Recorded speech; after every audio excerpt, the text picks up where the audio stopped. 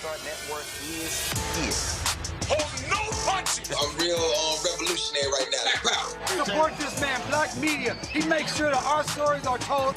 Thank you for being the voice of Black America, Roland. Stay black. I love y'all. All momentum we have now, we have to keep this going. The video looks phenomenal. See, there's a difference between Black Star Network and Black-owned media and something like CNN. You can't be Black-owned media and be scared. It's time to be smart. Bring your eyeballs home. You dig?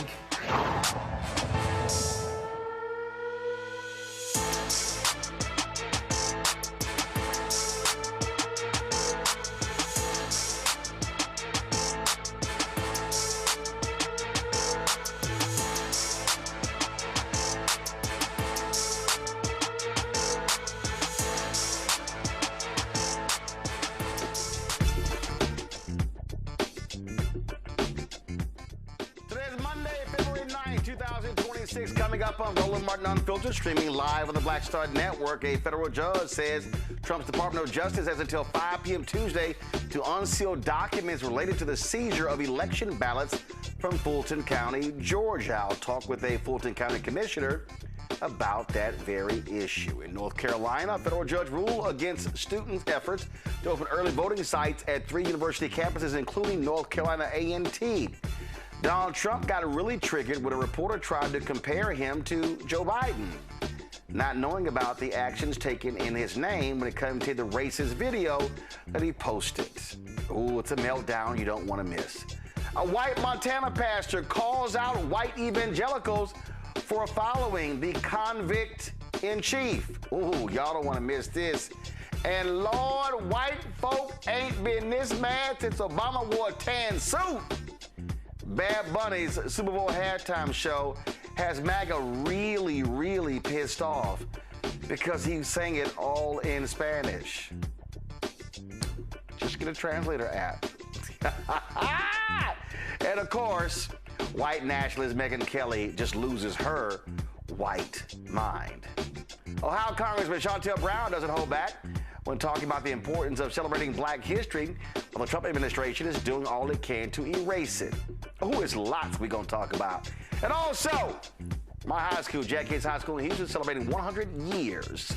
And so, there's lots to deal with. It's time to bring the funk on Roland Martin Unfiltered on the Black Star Network. Let's go. He's got it.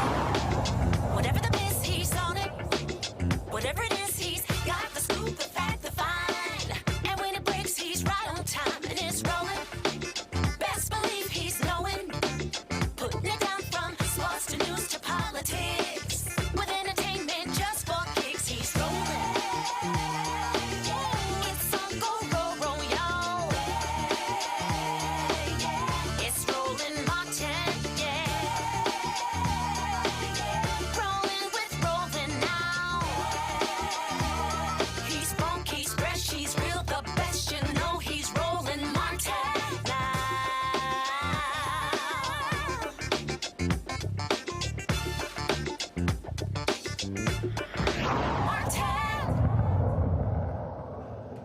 A federal judge says all records related to the FBI seizure of Fulton County, Georgia's ballots during the 2020 presidential election must be unsealed by Tuesday. Trump-appointed Judge J.P. Boulay of the Northern District of Georgia granted the motion filed last week by Fulton County Chair Rob Pitts and Fulton County Board of Registration and Elections. The FBI executed a search warrant on January 28th at the Fulton County Elections Hub and Operations Center in Union City. Director of National Intelligence Tulsi Gabbard's appearance during the raid has raised serious questions about the legality of the search. An FBI spokesperson said the search involved about 25 agency personnel and resulted in the seizures of more than 600 boxes of records tied to the 2020 election. Fulton County Commissioner Marvin Arrington Jr. joins us. Commissioner Arrington, is your thoughts on what what the judge has now ruled? Well, thank you, Roland, for having me. Very excited that the judge has unsealed these records and opened up the docket, right? I mean, this is of grave importance. There are allegations that the integrity of the election was compromised, right?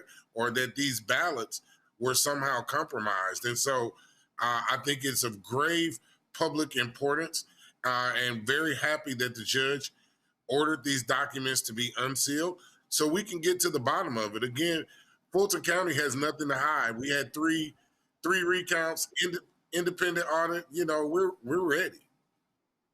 The Constitution obtained the body cam footage, and one of the things that they showed is that there was a lot of confusion by these FBI folks when they rolled up on Fulton County. Yes. So, you know, when they first showed up, they had a warrant for the Election and Registrations Department, and they should have known that those documents were under the control of our Clerk of Superior Court because they filed a lawsuit against Shay Alexander, our Clerk of Superior Court. Department of Justice did, seeking the very same records. So they knew that she had them. I don't know why the warrant was made out for registration and elections, but they had to go back and get the warrant redone. And frankly, we should have filed this Rule 41G motion. It took us a week to file it. 7 days later, we really should have filed it that very same day, right? And in order to try to prevent the documents from leaving the facility, because now the chain of custody is broken, and with that chain of custody broken, we can no longer validate anything that they say. We can just go off of the results that we had from 2020, which, you know, again, were recounted 3 times, independent audit once, and no less than 10 lawsuits that all confirmed that Donald Trump lost the election in Fulton County and Georgia in 2000. So what took long to file this response? Well, our attorney was, you know, trying to dot the I's and cross the T's. I thought that it was going to get filed by that Friday, which would have been 2 days after the raid.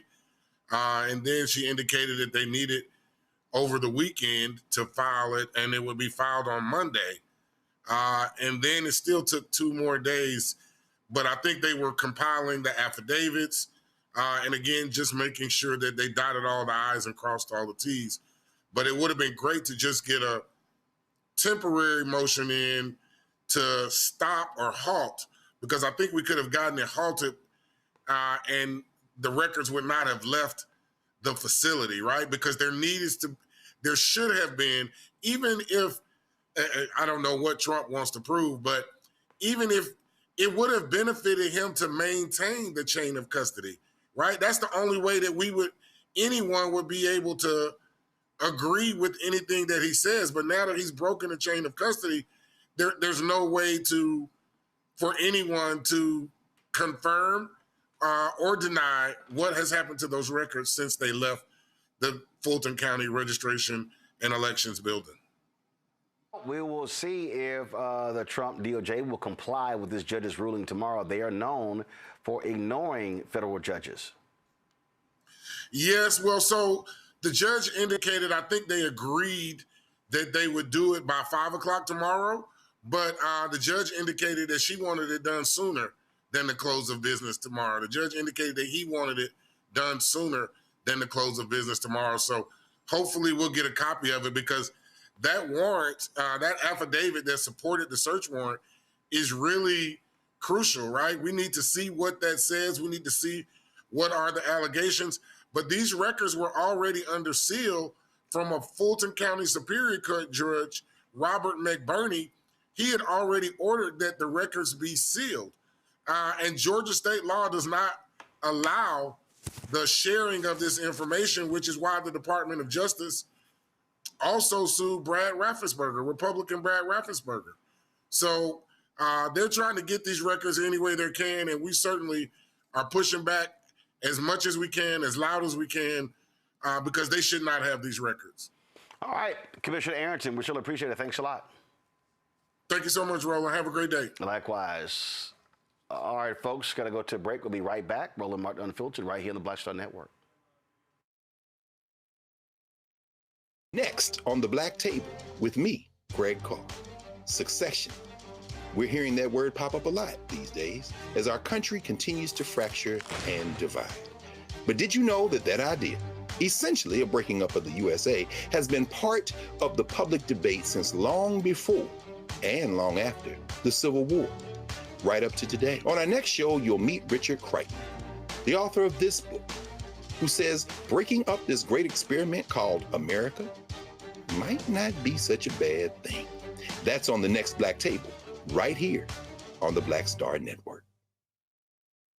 With medicine and science under attack, I want to keep you and your family informed and healthy. I'm Dr. Ebony Hilton, and I knew at the age of 8 that I wanted to be a doctor. So I studied hard and became the first African-American female anesthesiologist hired at the Medical University of South Carolina since its opening in 1824. And I always say I was made into a doctor, but I was born to be a mom. And as a new mom, wife, sister, daughter, and friend, I understand how frightening a medical crisis can be. I care for individuals on some of the worst days of their lives, and it's my mission to provide you with a safe space to gain clarity on issues affecting your mind, body, and soul. I recognize that there are health disparities, particularly as it pertains to race, and I want to help bridge the gap between you and your healthcare providers. Join me every Thursday for Second Opinion on the Black Star Network, where each week I'll invite experts from various medical fields to share the latest health news. We'll discuss topics such as the vaccine debate, mental and sexual health, medical bias, infertility, menopause, andropause, nutrition, and aging. Together with my medical colleagues, we aim to provide you with a second opinion. Don't miss it, Thursdays only on the Black Star Network.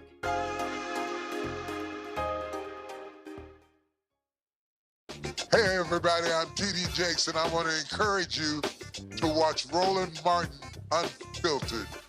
It'll blow your mind.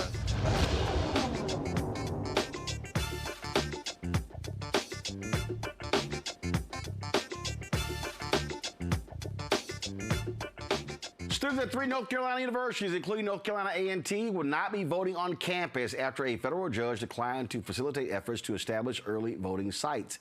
U.S. District Judge William Osteen ruled in favor of the Republican-controlled election boards ahead of the state's upcoming primary. The College Democrats of North Carolina, along with several students from Western Carolina University, North Carolina Agricultural and Technical State University, and the University of North Carolina at Greensboro, filed a lawsuit after the election board failed to include campus sites in their early voting plans. They argued that excluding campus early voting locations makes it more difficult for younger voters and college students to participate in the elections, as they may have less reliable transportation, limited time, and reduced access to voting information compared to the general population.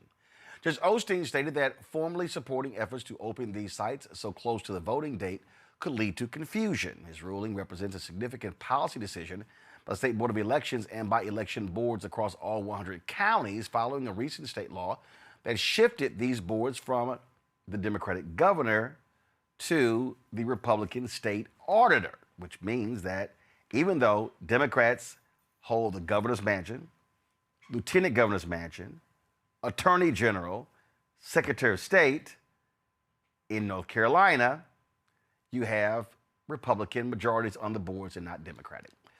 Let's bring my panel right now. Dr. Omi Congo Domingo Sr., Professor of Lecture, School of International Service at America University, joining us from D.C. Also author of the book, Lies About Black People. Glad to have him on the show. Representative Jelana Jones, Texas State Representative, also an attorney. And Thelma Lawyer Bay Anderson, author of Shut Up and Prosecute, joining us from Dallas. All right, glad to have all three of y'all here. This is the thing that I'm always spending lots of time trying to get people to understand the connection of the dots. And that is the issue there in North Carolina is that Republicans had a supermajority. They now, that has now been taken away, but they still are in control. Republicans control the Supreme Court there 5-2. Anita Earls is up for re-election this year. 3 of those Republican seats are up in 2028. This, to me, Jolanda, is where Democrats have to be playing the long game. You've got a U.S. Senate race this year. Last poll shows former Governor Roy Cooper, hugely popular, with a massive lead. But the focus in North Carolina really has to be on driving turnout, targeting critical state rep or state Senate races to lower that Republican power, but more importantly, lock and load to take over the Supreme Court in 2028. They previously had control of the Supreme Court. When Democrats controlled the Supreme Court, they ruled against racial gerrymandering, partisan gerrymandering.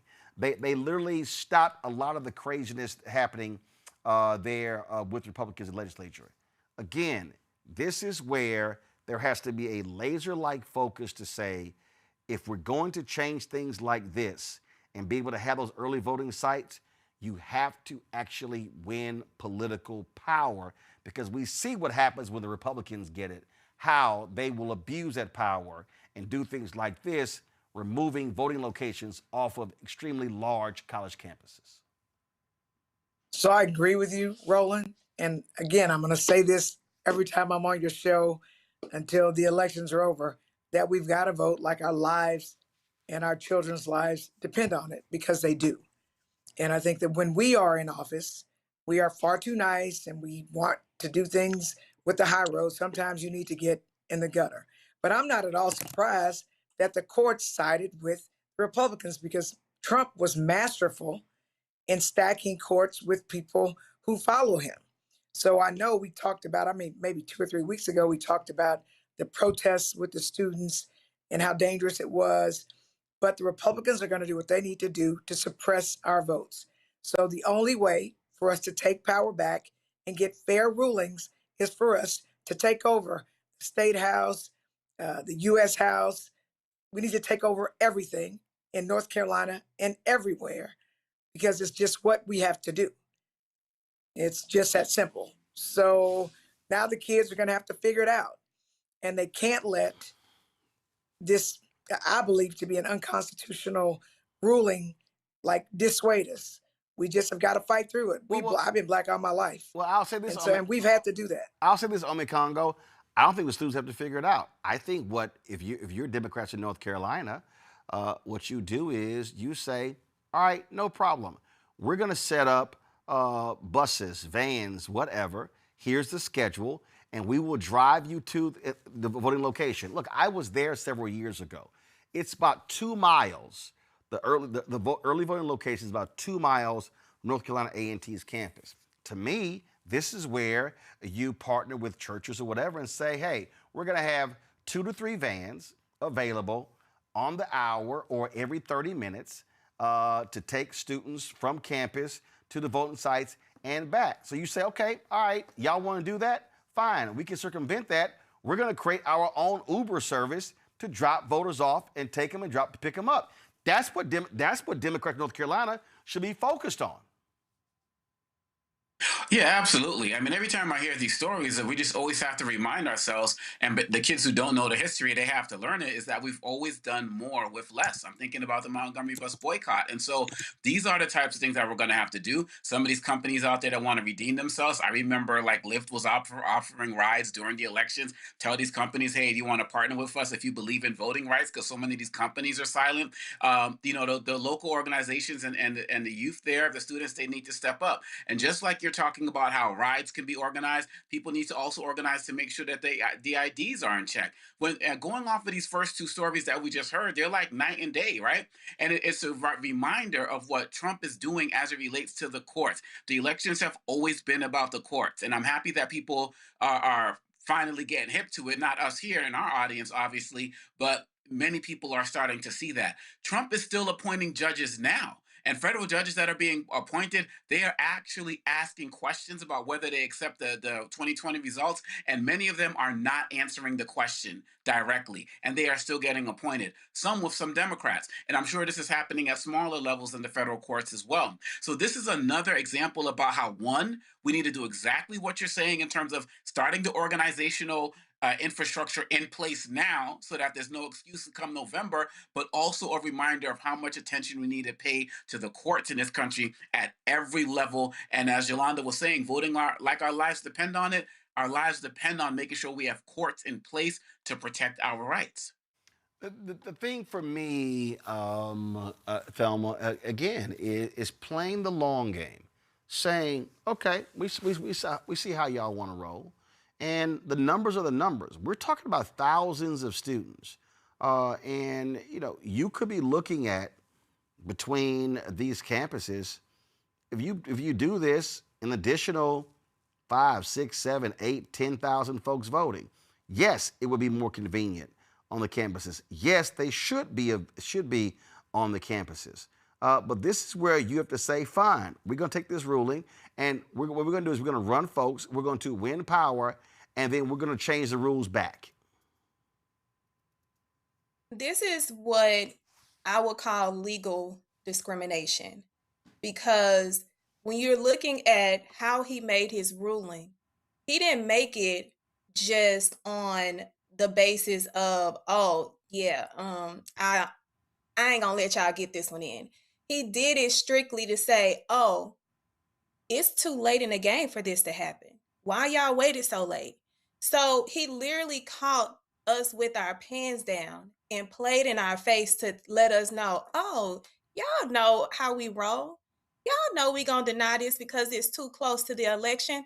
So my thing is, we are harming ourselves when we are waiting to strike when it's cold instead of striking when it's hot. Because we should have known that this was going to be an issue to where we didn't have to wait until weeks before or days before early voting to start to have to go to beg for the mercy of an individual that was appointed by one of the Bushes to hold the key to allow our students on one of the largest HBCU campuses access to early voting on the proximity of where they are requesting. So my thing is, we should not give them access to deny us when we could have granted our own access by doing it when we knew we needed to do it. Not when we knew that, oh, now our life is on the line. We go and do it too late, because this is the result that we're going to continue to get. Well, but this is what Republicans also do, Jolanda, and you see this in Texas. They know the deadlines, and they know how these federal judges rule. So they will wait to the last second to issue the ruling, knowing full well you have a limited amount of time to appeal the decision, and know the judges will say, just like the Supreme Court has a legal precedent, hey, we got to leave the maps in place. It's too late to make the changes because it's going to cause confusion. We've seen this way too many times to not see it coming a mile away. So I was actually about to ask, what could we have done before? Because they hadn't done the harm yet. The second they found out that the harm was done, if they didn't have polling locations, they immediately sprang into action. So what the Republicans do, which is their MO, is they wait until the last minute when they know timing will be prohibitive for us. So that's what they did. And Roland, what I was talking about when I say the students are going to have to figure out, what you said was a way to figure it out with the Ubers or Lyfts or community carpools, whatever it is. That's what I meant by they've got to figure it out. But what we can do, I mean, like here in Houston with removing Black women from the ballot, we knew they were going to do it. And I will tell you here, the Republicans were, or actually these are Democrats attacking, white Democrats attacking Black Democrat women, filing stuff during the holidays when the courts are closed, when only an ancillary judge is there. And if you don't know who an ancillary judge is, you don't know how to reach them, and waiting till the very last minute to do things. So it's hard as Democrats to be able to do that. What we need to do, I think, just sort of generally as Democrats, and especially as Black people, because the Democrats don't always look out for us, is we have got to look years ahead, play chess, mobilize our voters, figure out plans in advance to get people to the polls and do that.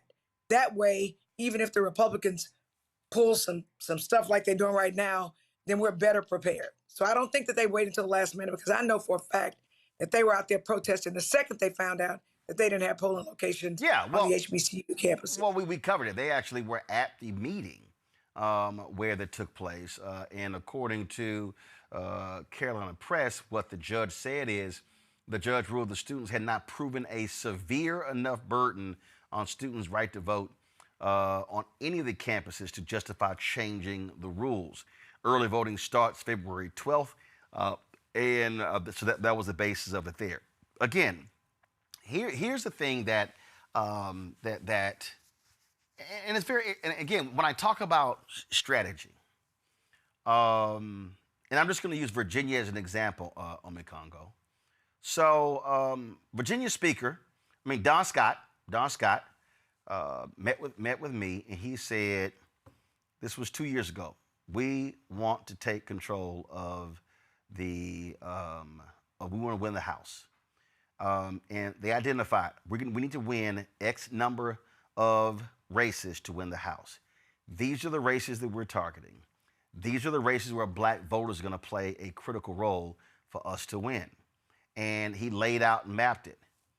I don't know if Democrats in North Carolina are actually doing that. Matter of fact, what we're going to do is we're going to reach out.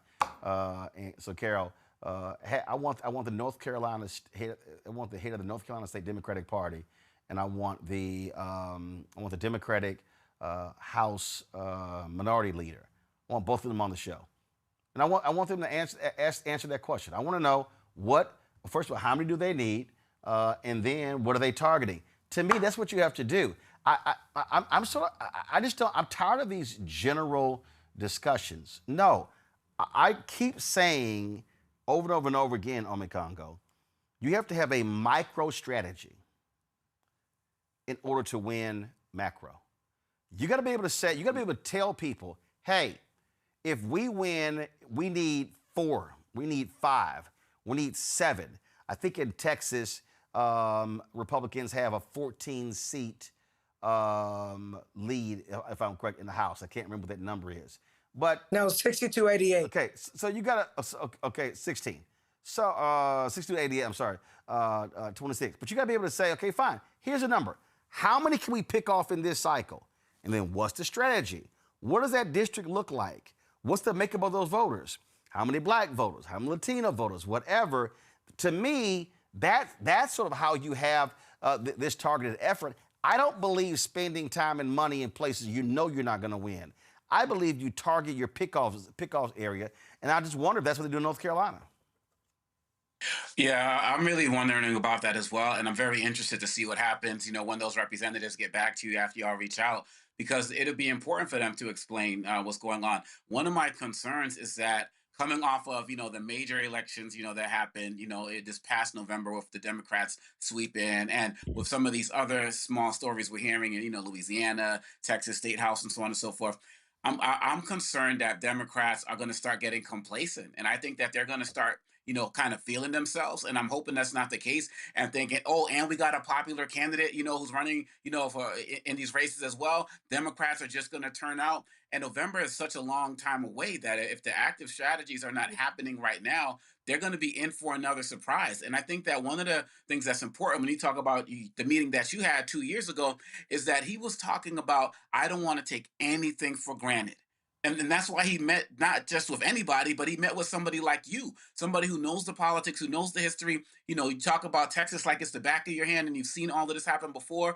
People like Representative Jones, who know these things. If they're not doing this in North Carolina, I do not believe that they are going to be successful. Yes, they have popular candidates, but it's still North Carolina at the end of the day. And when you see shenanigans like this that are happening, I'm concerned that there's other little things that they put in place. I was very bothered by what Representative Jones just said about how the white Democrats were the ones that were playing them down there. It's absolutely ridiculous. And I feel like those types of things, Republicans are better at this than anybody, even though Democrats can be shady as well. So people are not going to get on the good foot, hear these warnings right now, and not use a ruling like this as a message to say, we got to make sure every I is dotted and T is crossed. They can be in for a disappointing surprise in come this next midterm election. There are 120 seats in the North Carolina House of Representatives. It's a 71-49 split. The thing for me is, again, I want to sit here and know what's the number. How are you targeting people? And I've said this numerous times. One of the issues that we see in statewide races is that there really is not a lot of attention paid to East North Carolina, and that's rich area of black voters. That, to me, has to be a target. Thelma? I agree. And I also want to touch on the fact that this is a moment to empower these college students and showing them what the value of voting, and knowing that even with a roadblock, roadblocks didn't stop our ancestors. Roadblocks ain't stopped some of the most powerful individuals in our legacy. So when you see this happening, this should also invoke an emotion that empowers these students, some of who are going to be voting for the first time, to know, yeah, y'all may have stopped us at this moment, but y'all not going to stop us, because we're going to go to the polls still. We're going to find a way, because we know that y'all don't want us to get there. And in doing that, and also with the other resources that you all talked about, this is a moment for them to be empowered like we were in college when we didn't have access to the Ubers, and we had access to the city bus sometimes in order to get to the polls, but we still made it. So they're seeing some of the history of how suppression actually looks like. And now it's time for us to empower them so that they can remember the power in their votes. I will always maintain, where you have a lot of black votes, we are doing them a favor by not showing up. That simply cannot happen. Let me go to the break. When we come back, lots to talk about, including, oh my goodness, have white folk been losing their mind because a dude did the halftime show and he spoke Spanish. The orange MAGA tears could probably fill up an ocean. And I love it. We're going to talk about that. Don't forget to support the work that we do. Join our Bring the Funk fan club. If you want to do so, use the Stripe QR code. That's, of course, right there. You see that for Cash App, for credit cards as well. Checks and money order and make it payable to Roland Martin Unfiltered, P.O. Box 57196, Washington, D.C., 20037-0196. PayPal R Martin Unfiltered, Venmo RM Unfiltered, Zelle, Roland at RolandSMartin.com, Roland at RolandMartinUnfiltered.com. We'll be right back.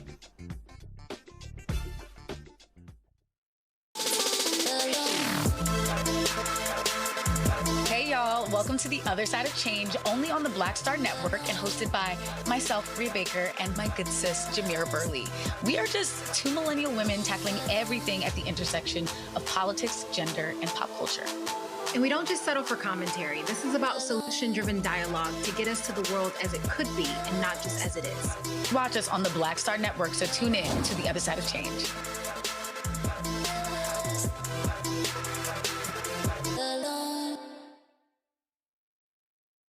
With medicine and science under attack, I want to keep you and your family informed and healthy. I'm Dr. Ebony Hilton, and I knew at the age of 8 that I wanted to be a doctor. So I studied hard and became the first African-American female anesthesiologist hired at the Medical University of South Carolina since its opening in 1824. And I always say I was made into a doctor, but I was born to be a mom. And as a new mom, wife, sister, daughter, and friend, I understand how frightening a medical crisis can be. I care for individuals on some of the worst days of their lives, and it's my mission to provide you with a safe space to gain clarity on issues affecting your mind, body, and soul. I recognize that there are health disparities, particularly as it pertains to race, and I want to help bridge the gap between you and your healthcare providers. Join me every Thursday for Second Opinion on the Black Star Network, where each week I'll invite experts from various medical fields to share the latest health news. We'll discuss topics such as the vaccine debate, mental and sexual health, medical bias, infertility, menopause, andropause, nutrition, and aging. Together with my medical colleagues, we aim to provide you with a second opinion. Don't miss it, Thursdays only on the Black Star Network. What's up? It's Talib Kweli. I'm CEO. This is the Black Star Network.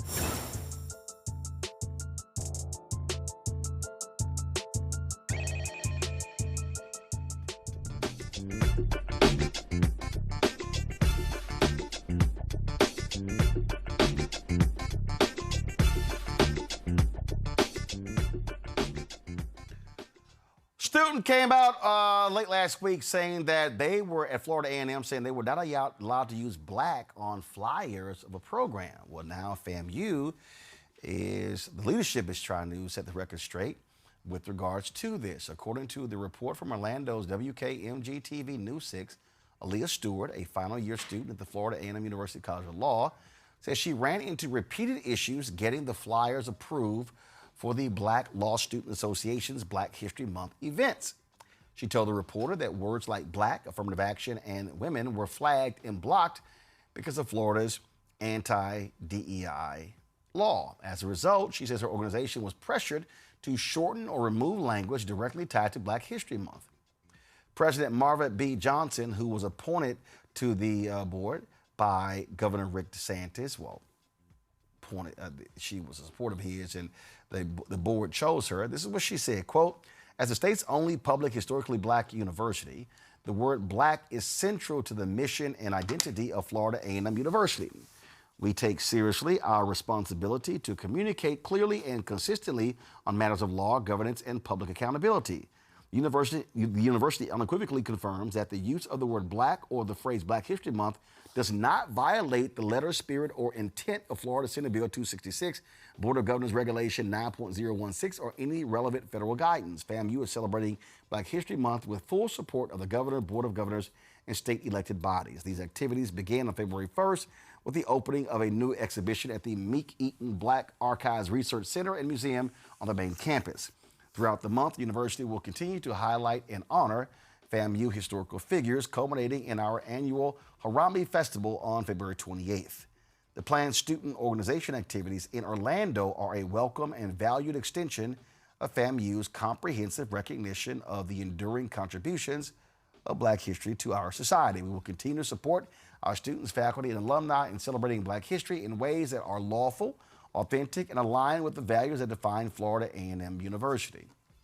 Okay, Cecil Howard, the interim dean of Florida A&M's College of Law, released this. "Dear FAMU College of Law community, I want to address directly a recent media segment involving our College of Law and to ensure you have the facts.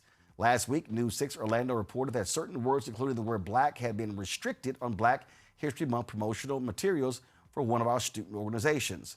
Upon learning this, I immediately met with some of the students involved to provide clarification and to state unequivocally the word Black is not prohibited. No such restrictions exist, and none has been directed by university leadership.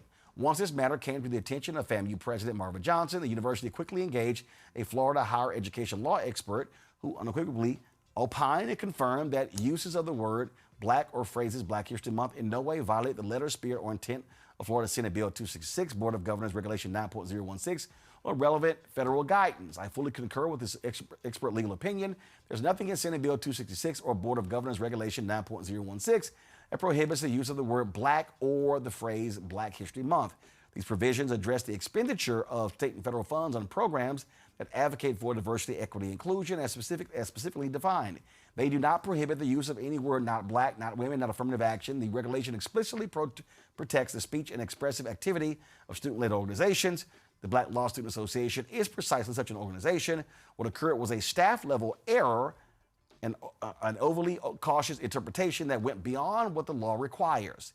It has been corrected, and I take full responsibility for ensuring it does not happen again. The university has investigated this matter and will implement any required corrective measures to ensure consistent and continued compliance with all laws and regulations. To that end, I've taken the following steps. I've met with our law communications team to develop an enhanced review process for student organizational promotional materials, including a standardized escalation protocol and a secondary review mechanism to ensure greater clarity and consistency. Pending full implementation of this process, I will assume sole and final review and approval authority for all communications and event-related materials. As part of these efforts, we're aligning the College of Law's communications review processes and compliance protocols with main campus operations. We are one university, and our standards will be consistent across all colleges and units. Finally, I want to remind all students that if you believe any university policy is being misapplied, you have the right to raise your concerns through the university's established grievance process. That process exists to protect you, and I encourage you to use it whenever you believe it is warranted. Florida A&M University is the state's only public historically Black university. The word Black is central to our mission. Compliance with state law will never require us to erase our identity, and this administration will not allow it. Should you have any question or wish to discuss this matter further, please do not hesitate to contact me directly. Okay, so here's what I don't understand. Did the TV station call the university? Did the university respond? Who do they talk to? How was this story allowed to go viral by Florida A&M. And did Florida A&M offer any staff updates prior to this? How does when you say a low-level staffer, okay, they were trying to be cautious. Okay, based on what? So you have the president and the interim dean saying, oh, it doesn't violate the law. Well, was that memo sent out prior to this? Was it sent out after that law was passed? Thelma, to me, those are basic questions. I love a good ChatGPT lie because that statement was definitely drawn up from ChatGPT because it said a whole bunch of nothing. And it symbolized a response like Trump had when he wanted to say, oh, it was a staffer that posted that awful, deplorable meme. But you are now saying that because, my receipts, I just looked at my receipts. My receipts said that a junior level employee is the one that they are putting this on. So did y'all bring this junior level employee to the front so we can have a conversation with the junior level employee to figure out how did they get this information to feel comfortable to tell a student during Black History Month at an HBCU, at one of the largest HBCUs in this country, that they couldn't use Black? It would have to be abbreviated. And not to mention that the president is a hand-picked Trumper. She's not one of us. So it wouldn't surprise me that this was said to this young lady in the manner that it was supposed to be said, how they wanted to say it. They didn't anticipate that it was going to go viral and people were going to be up in arms and ready to stand on business as to why are you telling a Black student at a Black HBCU that they can't use the word Black, the color that they have to circle every time they got to identify themselves. And now you want to say, oh, whoops, it was a third level play. That's a third level lie. Congo. Yeah, that's real. That's real talk. Thelma, for real. And that was also what I thought of was Trump, blaming the low-level assistant and so on. We never hear any names. And I believe the student in this example, to be quite honest. And one of the challenges of a situation like this is that even if they issued a statement to say you could use Black everywhere, et cetera, the policies that Ron DeSantis has been implementing in Florida, they are designed to not be clear. They are designed to confuse people. So yeah, okay, Black made it through this battle, but what about somebody who wants to use a term like Pan-African, right? Or what if there's an LGBTQ group and they want to use a term in a flyer like, pansexual or something like that? People are self-discouraging themselves from even going forward because they feel they might get shot down. Then you have, at the next level, these so-called junior level employees who feel like certain language can't be used, so they're going to shoot down the student who's not sure. And this is happening in the colleges. It's happening in the corporate spaces. It's also happening in the schools, especially at the K-12 level, where you got the "Don't Say Gay" bills, and people feel like they might get a penalty if they have a picture up of their same-sex partner in their classrooms. The rules are designed this way. The laws are designed this way. So they can arbitrarily bring people up on charges or fire them or give them other types of fines. And that's part of the problem. And I guarantee you, Roland, that there are students across that campus who are out there trying to talk about other issues and promote other issues. And they've been told that they can't use certain terminology, and they probably went along with it. And this is the same thing that the Trump administration is doing as well. All this anti-Black stuff that he's doing, but then last year he'll have a Black History Month celebration and have like Tiger Woods there, and people are like, well, what's going on? And this is part of the confusion. And I'm so glad that student spoke up. I believe them, and I do believe that also that this is as Thelma said, a third level lie, a junior level lie, whatever that was. I was feeling that. Jolanda. So I agree to what was said before this, and this is what I know. With all these HBCUs in states that have Republican governors, they've literally put Trump people over these HBCUs. I absolutely believe that the president and the interim dean of the law school went along with it until it went viral, and then all of a sudden they're crawfishing back. I was listening to the statement, and I'm trying to fix my face because I always get in trouble for not fixing my face. When the interim dean of the law school, who's actually a lawyer, went to a law expert, which you're the dean of the school, so you should be, to be able to interpret something so simple. So I'll say this again. It is a third level, a junior level lie. They intended to get away with it, and they can't. But this is no different, Roland, than the censorship that they're doing with Black press. It's no different than the uproar they've made about Bad Bunny's halftime show. They want things to be a certain way, and if they can censor it before it happens, which is what they were trying to do with Bad Bunny, which is what they were trying to do with the Black law student, that's what they do, except for now, things are going viral.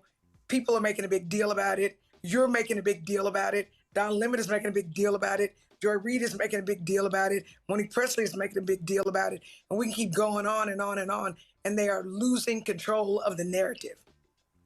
So that's what this is about. Trying to censor everything that doesn't comport with what Trump wants. And we have to keep pushing back just like you're doing and talking about it to knock them on their heels. And then they're going to have to let things be as they are. All right, folks. Hold tight 1 second. We come back. Ooh, Trump was a wee bit triggered when he was jammed by reporters after, he ran that racist video last week. And boy, he just lost his temper when they compared him to Joe Biden. Ooh, we got the video. You're watching Roland Martin Unfiltered on the Black Star Network.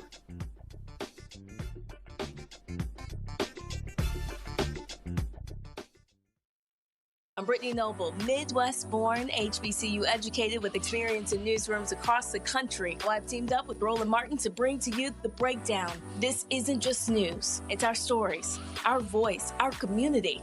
Join me for The Breakdown, Monday through Friday at midday, only on the Black Star Network.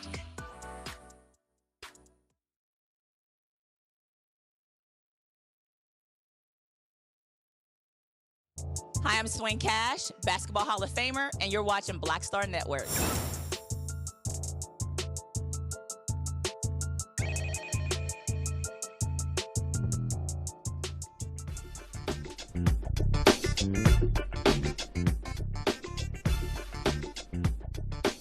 Oh, the twice impeached, criminally convicted commander-in-chief Donald Trump. Boy, he lost it when a reporter attempted to compare his excuse that a staffer posted the racist video image depicting President Barack Obama, Michelle Obama, as apes. And the reporter said that, well, wait a minute, you kept saying President Joe Biden was unaware of actions he took in his name, but what about you? Roll it. You frequently criticize Joe Biden for not knowing what is going on in his name. This racist video that was posted on your social media. A hell of a lot better than you do. You don't know what's going on. I know what's going on. No, Joe Biden didn't have a clue, but we know everything. And when you look at what's happening with our economy, and think of it, we're way years ahead of schedule. We have thousands and thousands of businesses being built right now. So Joe Biden had no clue. If Joe Biden were elected or if Kamala were elected, we wouldn't have a country right now. You won the election because of minority voters. Does this post maybe hurt Republicans with, black voters after the... I think, look, we did criminal justice reform. I did the historically black colleges and universities. I got them funded. Nobody has been, and that's why I got the highest vote with male black voters that they've seen in many, many decades. I've done great with the black voters. Have been great to me. I've been great to them. Black voters have been great to me. I've been great to them. And I am, by the way, the least racist president you've had in a long time, as far as I'm concerned. We have, I've had a great relation. Think of what I've done. Criminal justice reform. Nobody else could do it. Obama couldn't do it. Nobody could do it. Clinton couldn't do it. They actually went the other way. They went into a very bad thing for African-American people, black people. They went to it. They did very bad things. I did very good things. But criminal justice reform, and then I funded the universities, which nobody else was willing to do. They were going every year. They'd come back to Washington, and they'd be begging for money, begging. I got to be friendly with some of the heads of the schools, and they would come back, and they would literally tell me they're forcing us to beg. I'm the one that got them long-term financing, and more than they were looking for.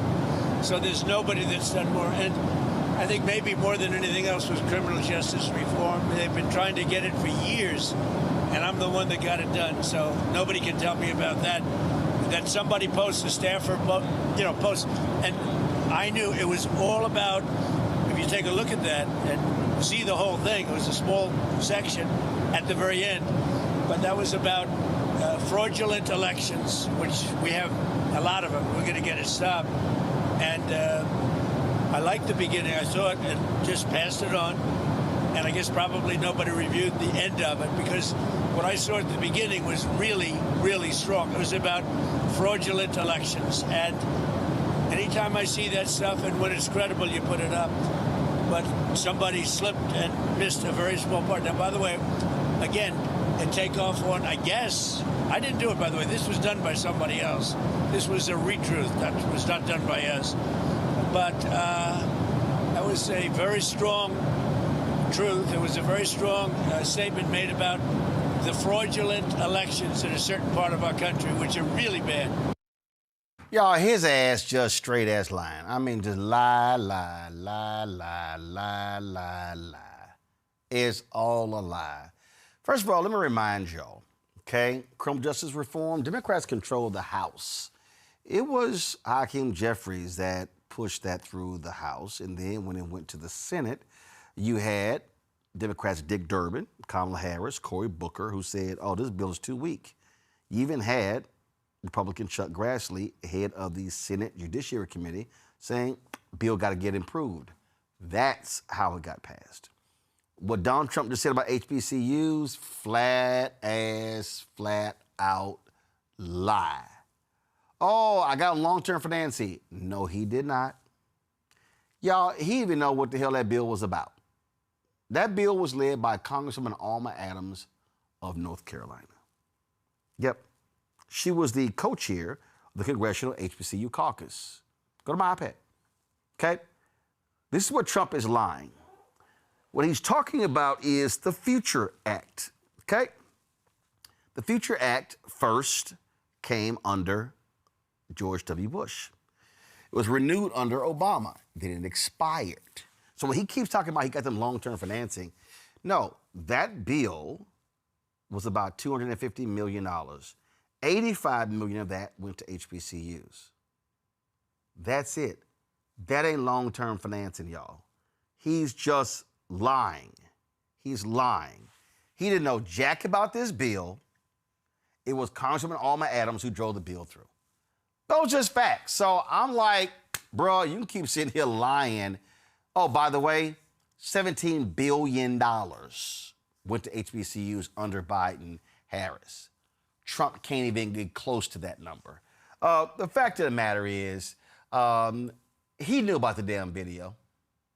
He knew about it, Jolanda. He's lying. And we all know what's going on here. Okay? He doesn't accept responsibility. He refused to apologize. Yes, he is a racist. That's what he is. And so, please, I mean, I'm trying to handle this crap. Again, and these right-wingers just love to kiss his ass, and including some of these silly Negroes who stand back him as well. And so, first of all, what does bad elections have to do with what is it? It was based on, what's that movie with Mufasa? The Lion King, where he had himself be a king with very bad graphics, I might add. What does that have to do with, like, not truthful elections? So even his lie didn't make sense. He was wrong on the details of his lie.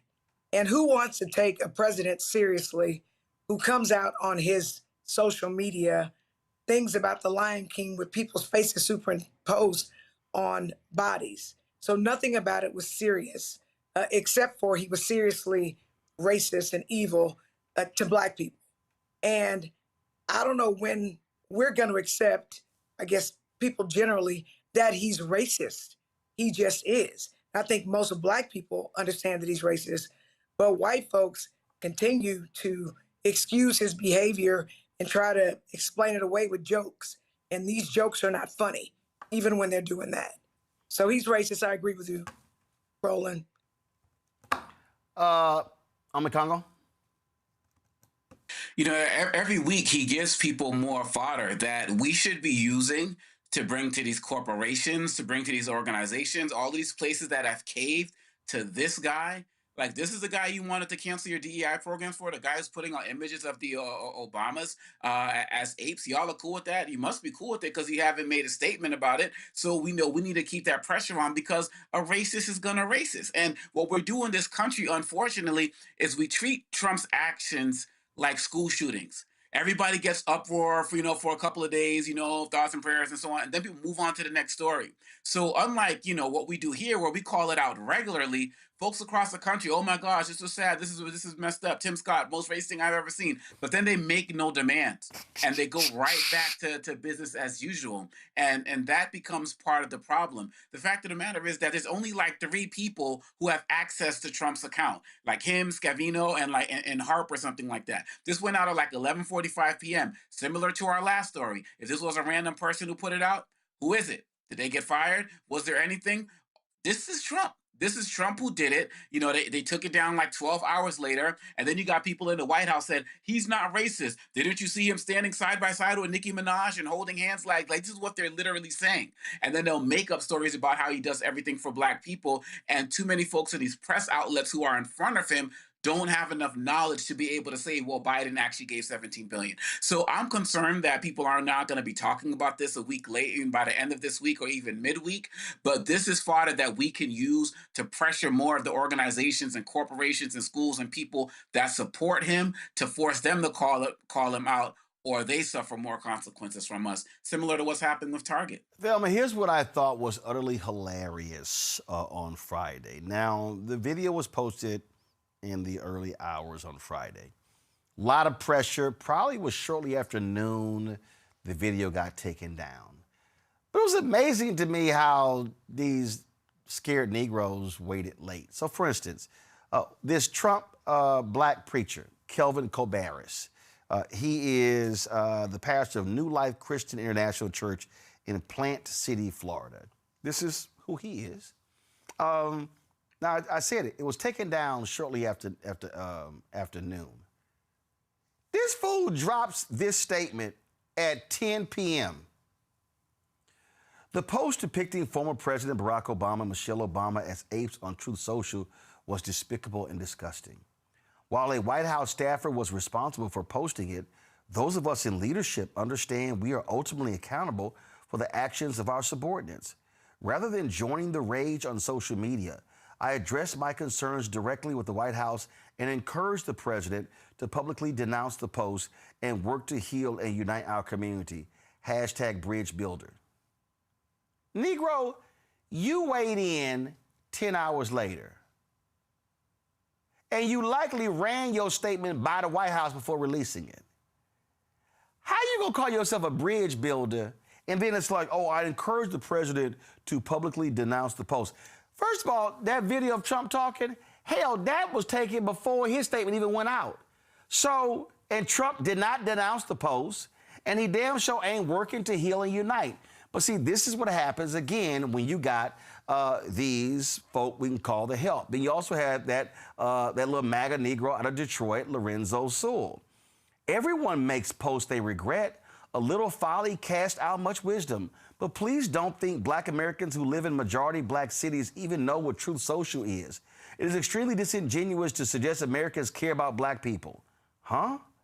Black Americans don't need anyone to care for us. We just need to learn how to care for ourselves. Lorenzo, Black people have already figured out how to care for ourselves. We're the second largest investors in our country, and we need a return on that investment. Really? Ask Ramon Action Jackson, my political minister. I don't even know what the hell that statement is. Tell me, go ahead. Jackson. Listen, you said one thing that absolutely makes sense about him when you say he weighed in, and he weighed in overweight. And that's the problem. You gave that overweight excuse to the most deplorable president of this time to allow him to be a racist? And then the audacity for you to say, oh, it's the staffer. You don't even know the damn staffer because it ain't no damn staffer. So now you're making up facts just like him. And it makes absolutely no sense for these Negroes to get on the internet, Beyonce's internet, with these lies as if they want us to buy in when they ain't the truth, even though if it's coming from Truth Social or not. And when he goes on about this criminal justice reform, like he's trying to appeal to the Black people because we know why criminal justice was set up, to continue to enslave us. Coming from a 34-count felon, he is a certified pedophile. He's trying to lock up Tish James for prosecuting him. He went after Marilyn Mosby. He also wants to go after Jack Smith because Jack Smith was like, we need to indict him, but the Biden administration failed. Then you go after James Comey because he revealed the plot and the plan and the scheme for Russia, even though he fucked us up too. Then you go after the freedom of press because you see Black media coming out and you see our voices, because when we put that sauce on it, people listen. And he was like, nah, I can't have that sauce because they getting too much traction. They telling too much truth. So you want to go and arrest them unlawfully, not to mention you got the most unqualified prosecutors that are around the DOJ stinking it up. And you talking about criminal justice reform, but you protecting pedophiles. You protecting everything in you from them Epstein files because you went around talking about the Haitians eating the dogs and the cats, but in them Epstein files, it's talking about y'all eating the babies and humans. So be very for real. He is doing this tailspin because he don't want us to know what's in these fucking Epstein files, and he's trying to figure out how to draw these Black people offside, and we ain't getting drawn offside because y'all ain't gonna put us in the business. We just want y'all to do what y'all gonna do, and if we have to show up, we gonna show up every time, but release them damn files. Well, it is so hilarious to watch these folks who do lots of dancing. I got a couple of the videos that really caught my eye. One of them was country singer Brian Andrews. He's been extremely vocal about public policy and things along those lines. And he dropped this video where folks wanted him to apologize because of his critiques and criticisms of MAGA. Oh, so this is going to be kind of hard for me to say, but there's just a couple things that I need to get off my chest because the guilt has just been weighing on me, so here it goes. There are days that I wish that I would have never started talking about politics in my music or my social media. There's just a lot of things that I didn't think all the way through before I started writing protest music or talking about all these issues online. For example, I didn't really think about what it might feel like to be reminded of how fucking fat I am in my comment section 100 different times a day, like it's something I didn't already know and haven't failed trying to fix about myself pretty much my entire adult life. I didn't really think all the way through about what it might cost me in terms of my career and opportunities, especially in country music, considering I'm still a pretty small artist. And I especially didn't think about all the people that I would lose and all the spaces that I would no longer be welcome in, even in my small hometown that I've lived in since I was 8 years old. And when I do think about those things now, it sometimes does make me wish that I would have just kept my mouth shut. But here's what I think about more. I think about how hard it would have been to be a 14-year-old boy and to walk into your mother's bedroom and find her laying there dead because she couldn't get access to the health care that she needed. I think about how hard it would have been to watch my wife be arrested outside of her court-appointed green card hearing, not knowing if, when, or where she would get to see our kids again. I think about how hard it would be to grieve the loss of a loved one who was killed in the street, knowing justice will probably never be served. And I especially think about how all of this could have been avoided if we, myself included, would have cared this much when the victims were Black and brown.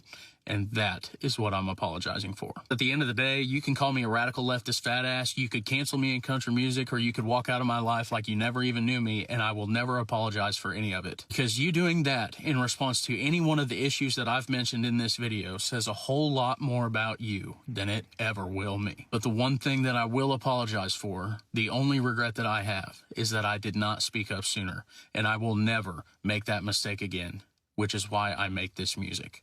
So to all my haters, I just got one more question for you. Are we great yet? Are we great yet? I wonder why they didn't have him at the Turning Point USA rally yesterday. All right, folks, Chuck Baldwin, the pastor of Liberty Fellowship in Montana, preached about the divine litmus test. And let's just say this white preacher has something to say to Donald Trump and all of these white evangelicals like Franklin Graham who kiss his ass. None of us is perfect. Real Christians understand these things. They are given to forgiveness and understanding because we all know that Jesus was forgiving and understanding toward us. That's not what we're talking about with Donald Trump. That's not it at all. Donald Trump is a lifelong gangster. He's a lifelong Zionist. He is a lifelong philanderer. He's a lifelong cheat. He's a lifelong hedonist. He's a lifelong felon. He's a lifelong blackmailer. He's a lifelong bully. He's a lifelong malignant narcissist. And he's a lifelong sexual predator.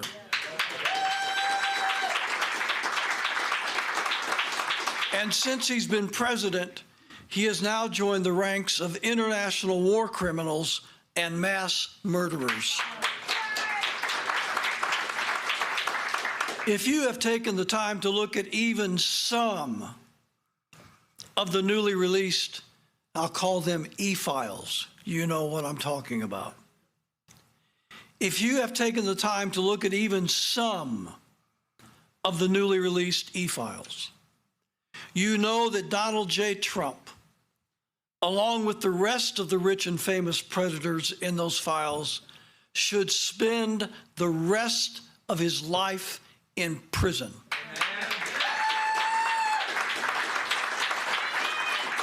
And even if he did, that would not balance the scales of justice owed by this degenerate monster.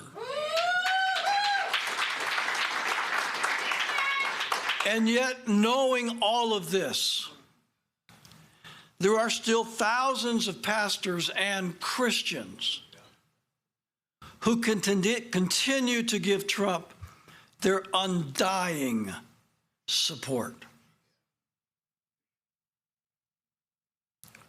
From a moral, ethical, legal, and spiritual perspective, how can these pastors and Christians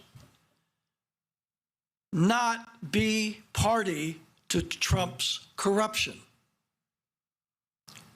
By supporting him, lauding him, defending him, excusing him, they are party to his criminality. Wow. That's the way. Come on, guys. Come on. Listen, you saw. That was some heat there. That was some heat there. That was good. Goodness gracious. Man, that was like straight up ether, man. I mean, look, and the fact of the matter is, people talk about, it's a church. You're not supposed to say political things. He's not making a political statement in terms of, hey, go vote Democrat, vote Republican. He's talking about the teachings of the Bible and how this particular person who they're supporting is contrary to everything the Bible is supposed to be about. I don't see that as a political statement in any way, shape, or form. And furthermore, and this is, I don't know when he made this statement, but I'm assuming he said it was over the weekend. So that means it was after his comments at the National Prayer Breakfast as well, which was hateful, which was divisive, which, went at so many different communities and the like. These white evangelicals, they've gotten so much out of Trump. He was their avatar. Quite honestly, at the end of the day, as long as he gives them what they want, They don't care. They'll allow him to do anything. As Julian Bond said, they are cafeteria Christians. They pick the part of the Bible that is relevant to them in a particular moment, and outside of that, they are just straight hypocrites. And for the life of, and I'm so glad that there were applause in the background, because for the life of me, I can't understand why people who honestly love the Bible and who are honestly about Christianity and honestly know the word cannot call him out, not even in a political way, but in a way to make him better as it relates to following what he says he believes in. That's all this man did, and more preachers should be doing the same, especially from the white religious community. Absolutely, Thelma. White preachers should be calling his ass out. Listen, do we not remember this is the same president that was on Air Force One talking about he know he going to hell? So if he know he going to hell, why y'all keep trying to save him to make him look like he is a Christian? The man know who he is, and he has told y'all and shown y'all in so many different ways, and y'all still up here trying to Christianize a man that is telling you he going to hell. Like, I'm trying to find the white people who can justify based on the commandments. The commandments. Tell me what commandments in the Bible that he's following. Can't know if you tell me the truth, then you gonna stay here. But if you lie like you've been doing, you gonna go with him. They ain't gonna do it. They gonna get up there and stutter because they know this man is evil. And for this white pastor and so many other that have come to the front to call it out, they shouldn't be targeted. They are, but they shouldn't be targeted because it's about damn time that these fake ass Christians get called out. We know what y'all doing after hours. Hell, we know what y'all doing when y'all wake up. But y'all going to continue to try to make us see what this man has already shown us and what he has told us in his own words. He ain't a Christian. So stop trying to make him look like one. They do embarrass themselves, Jolanda, and it's a whole bunch of them Trump ass-kissing white evangelicals in Texas. Oh, for sure, Roland. But look, there's been sort of a running joke, at least in my hood, that some of the biggest devils are in church, all right? Like they out partying Saturday night, and they getting up Sunday morning playing pretend. So let's not sit up here and believe like we don't know that some of the biggest crooks in town are pastors, priests, call them whatever you want. So what I will say is this: I'm very thankful that we have a white ally, right? Because whenever we call him out, the first thing they want to say is we racist, we pull in a race card. So we do need more help from white evangelicals to speak. We need allies like him. And the truth is, he didn't sound like a black pastor. He wasn't as eloquent as some black pastors. But the truth is, he spoke truth to power. And he covered every freaking base. And sometimes it's really hard when you have bullies controlling things to stand up to them. So I'm very encouraged by him. And I think you said he was in Montana. Wyoming, one of them places up there where ain't no black people. So, you know I ain't lying. Hey. And so I'm thankful for him. But the truth is, we need to stop acting like pastors and priests and whatever they call themselves are less sinners than us, are going to heaven, because most of them aren't, and most of them use their priest collars or whatever it is you call them to be able to do the dirty. And they cover it with, remnants of Christianity. So kudos to him. I will listen to him, and I hope white folks listening to him. And let me be clear. He white, but we got some black ones who act the same way. Oh, yeah, and that's why I mentioned the two of them, Lorenzo Sewell and Kelvin Cobaris. Sure did. All right, y'all, let me go to a break. We come back. Ooh, these white folk have been losing their mind because Bad Bunny sang in Spanish. I'm trying to figure out why y'all upset. Boy, who was sitting here breathing fire today? That's right, that white nationalist Megyn Kelly. Boy, these folk cracked me up. We're going to talk about that next right here, Roland Martin Unfiltered, on the Black Star Network. Next on the Black Table with me, Greg Carr. Succession. We're hearing that word pop up a lot these days as our country continues to fracture and divide. But did you know that that idea, essentially a breaking up of the USA, has been part of the public debate since long before and long after the Civil War, right up to today? On our next show, you'll meet Richard Crichton, the author of this book, who says breaking up this great experiment called America might not be such a bad thing. That's on the next Black Table, right here on the Black Star Network. How you doing? I'm Mark Curry, and you're watching the Black Star Network. That's why I got these glasses on, because that black star is bright.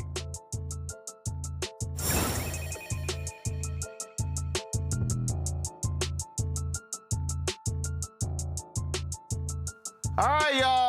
White America, the white conservative America, they've been losing their mind because Bad Bunny stormed into the Super Bowl halftime yesterday and gave us a cultural vibe that broke down and expanded the notion of the America to the Americas.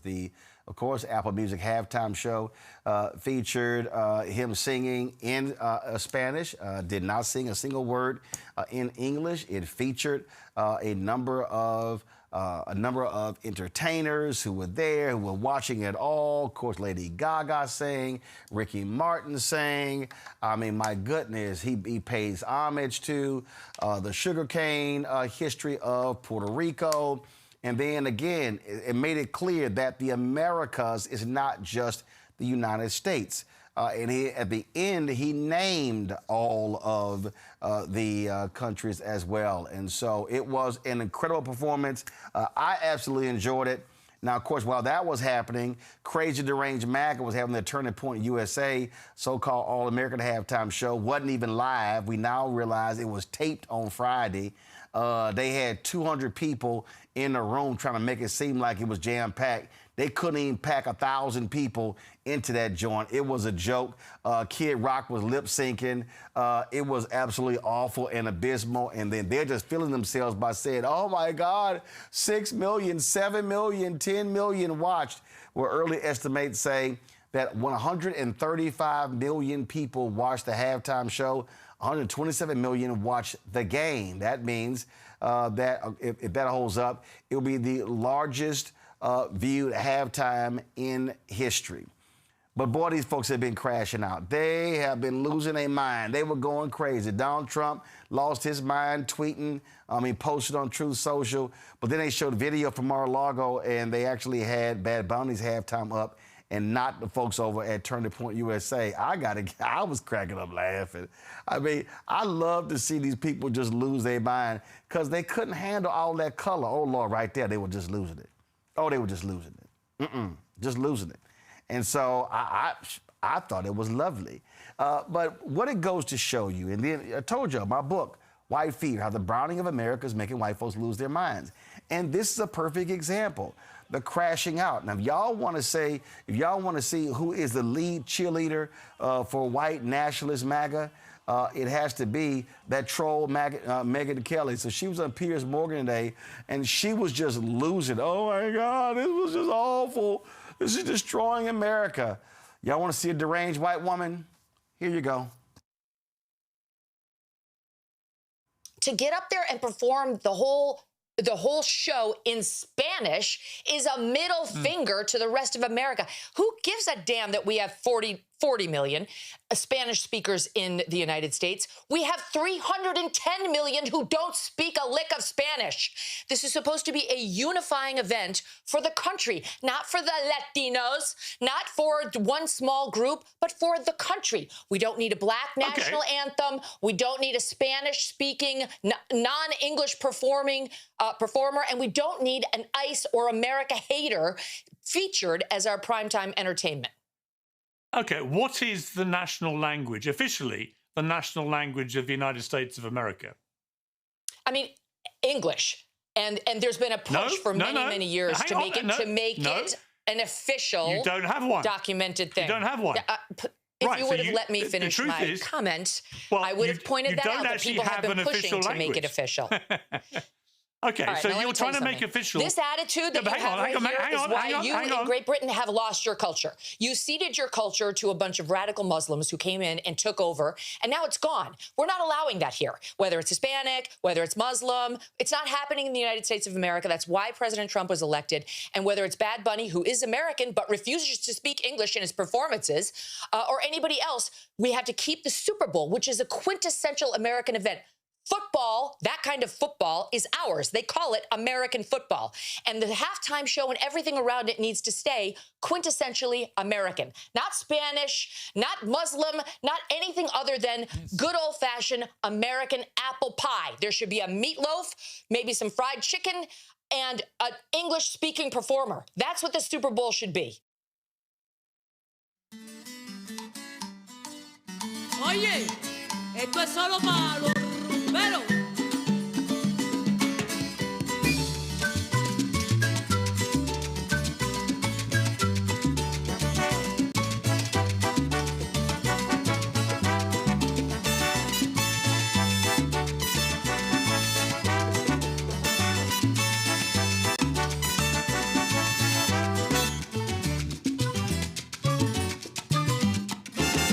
Voy siempre con mi guitarra, entonando acordes de celebración. La rumba me está llamando y hay que contestarle con sabor. So that is Fiesta Fellows Rumberos by Albita. That's from the Vanessa Williams movie Dance With Me. Y'all, and I post on Instagram. Y'all, it's so many songs I got on my phone. I don't know what the hell they saying. Matter of fact, Kendrick was last year. I ain't know what the hell half of stuff he was saying. And he was speaking English. So, like, y'all, come on. I mean, these white folks crack me up. And so they can't stand the damn, lift their voice and sing. And so they were mad at Coco Jones. And so now they mad about this. And all they do is just wonk, wonk, wonk. And the NFL, like, they so stupid because the NFL is like, yo, we trying to go international. We trying to get paid. And that's all this is. But these folk are crashing out. And it's like Megan's sitting here, like, we don't give a damn. And let me be real clear. I'm just being just straight up, no holds barred. Megan, we don't give a fuck what you think. Like, not one. She can kiss my ass. Matt Walsh can kiss my ass. All them damn white supremacists who been cracking up can kiss my ass. Matter of fact, this one dude got mad at this one bar. He changed all the TV to the Turning Point USA. And the dude was like, I ain't come here for that. He's like, we don't want to hear that. He's like, but y'all serve tacos and margaritas. I mean, this is how dumb these people are. This is how dumb these people are. And I just sit here and go, really? Like, really? Again, Omi Congo, I have not seen these white folks this mad since Obama wore that tan suit. Yeah, that sounds about right. That sounds about right historically.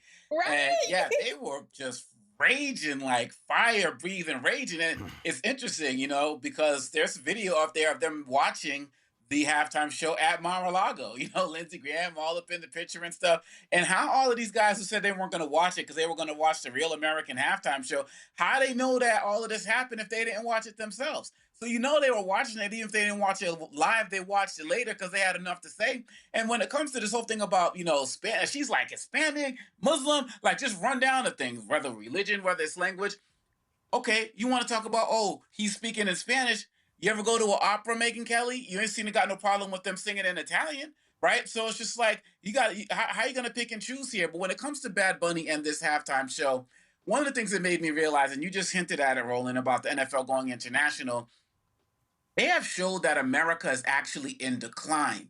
Because you have the #1 artist in the world, who obviously is Puerto Rican, who is American, but he does not perform in the United States because of his fear of what ICE will do to his fans. So he doesn't even come here. He's the #1 artist. The NFL is playing 8 games this year overseas. So she's talking about American football. We created it.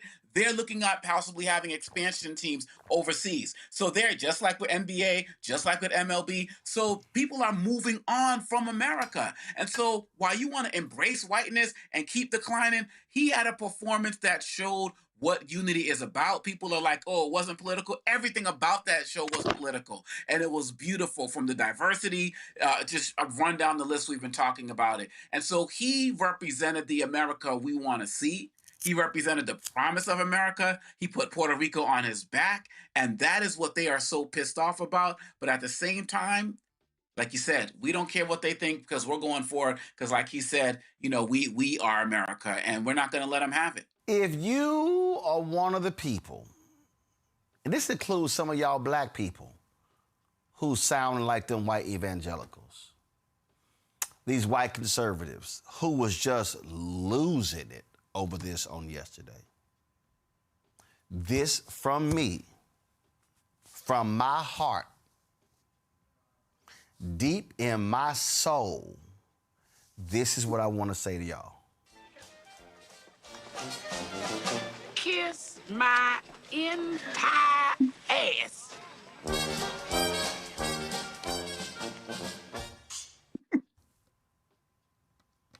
Jolanda. So, Roy, you would call him it, man. Who can go after Del Reese? But that's not the point. Here's the deal, Roland. First of all, they were all watching it. America is so stuck on capitalism. Why y'all ain't mad that they made a whole bunch of money last night? And, yeah, y'all were watching. And I also heard that they were paying actors to go in there to watch the Kid Rock show. That was pre-film. But let me say this, Roland. My ex-husband was Colombian. And we think, and I didn't realize how American football is not the most popular sport around the world. When I was with my ex, and I was married in 91, with my ex, the World Cup, people kill people. You know, the highest paid athletes are soccer players. So not American football. And at the end of the day, the NFL wants to make money. And there are a lot of Latino people that want to pay to watch sports. And what I thought was brilliant about Bad Bunny was that he got people who normally didn't watch football to watch it. My stepson, who is Colombian, was watching the game with us last night. English is not his first language. And when I saw them, like, I didn't know Puerto Rican history like I do today after listening to everybody's commentary, but I saw how it affected my stepson. He was so happy to see his culture at a major sports event. And I saw babies. We had so many people from so many different cultures, and I'd never seen that before. Normally you watch the Super Bowl, it's a whole bunch of black people. And so it absolutely was unifying. It had also showed me, if I didn't know before, how similar Puerto Ricans are to Black Americans, and the colonialism and what they take from us, and the symbolism of the light-colored Puerto Rican flag and not the one where they tried to make it look American.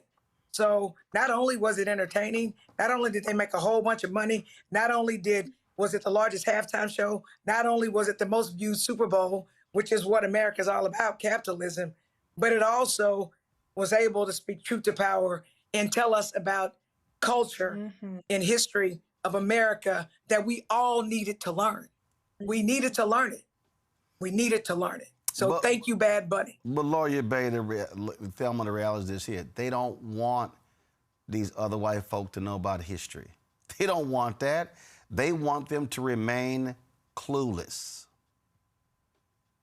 Listen, there is never going to be a time where Megyn Kelly can tell me any damn thing, because the shit that just come out of her mouth just lets me know it's polluted.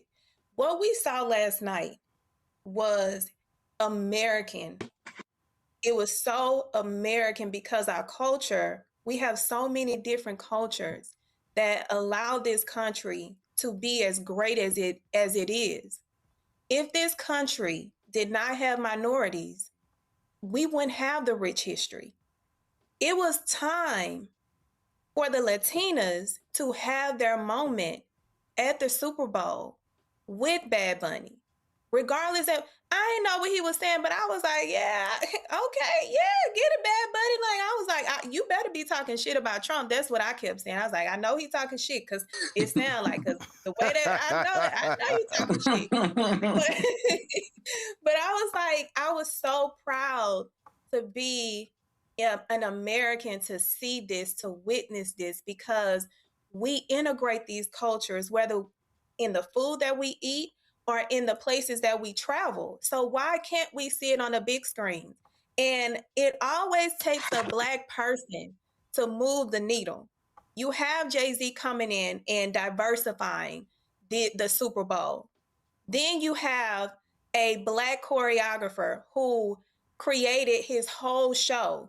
Her name is Charm LaDonna. She did Kendrick's show last year.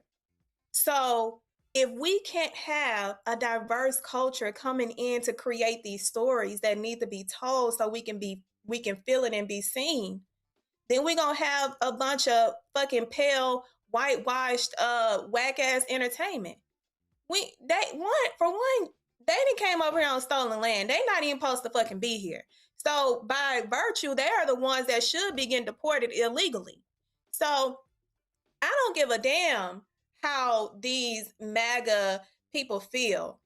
What happened last night, what we saw, needed to be seen, needed to be witnessed, needed to be on our screens, and we need more of that.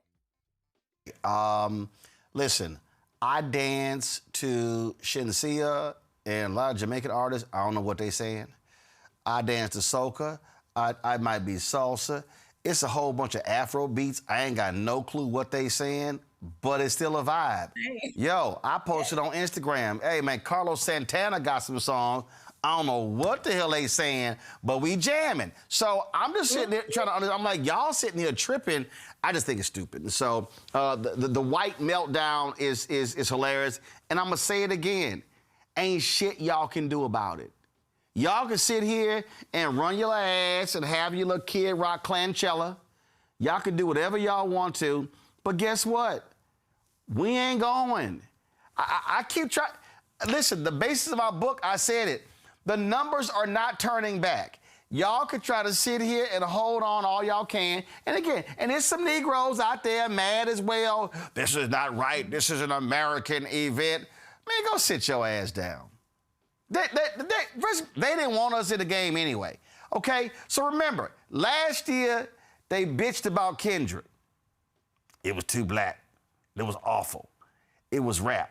Now, hold up. Last year, you had all kind of flag waving going on. Mm-hmm. Sam Jackson was dressed up like Uncle Sam. See, it's going to be something else. And so, listen, I thought it was fire. I loved it. And if you didn't like it, we don't care. We really don't care. We don't care at all. So, whatever. Y'all just keep running your mouths. It don't matter. Going to a break, we come back. Black Star Network headlines with Brittany Noble. You're watching Roland Martin Unfiltered on the Black Star Network.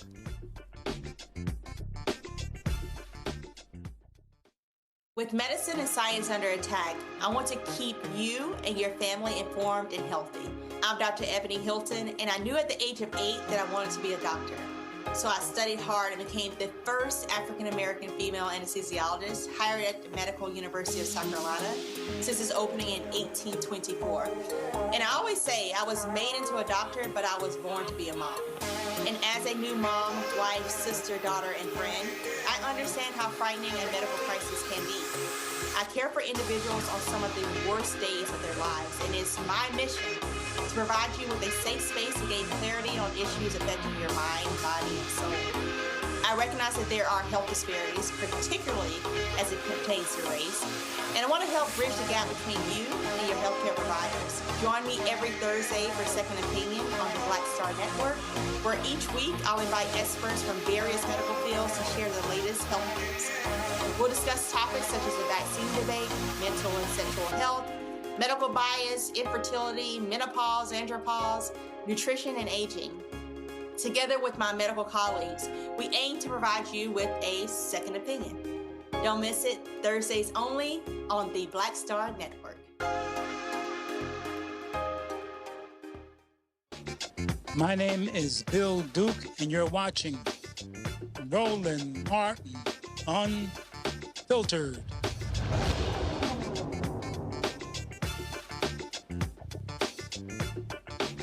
Folks, time for Black Star Network headlines with Brittany Noble. An Indianapolis Metropolitan Police Department officer is now under internal review after a viral dash cam video appeared to show him threatening to kill a 17-year-old driver during a traffic stop. His mom told the Indianapolis Star that it happened as her son was leaving an anti-ICE protest near Warren Central High School. Officers pulled him over, saying his car smelled of marijuana. And at one point, the officer can be heard saying, "I will effing kill you. Do you understand me?" IMPD acknowledged the language used in the video does not reflect the standards or values of the police force. And Arkansas State University officials say they are investigating reports of hateful and deeply inappropriate behavior on the campus in Jonesboro. One report alleges a resident assistant called a student a nigger. Another showed a picture of a student at a fraternity with a racial slur and a swastika written on their back.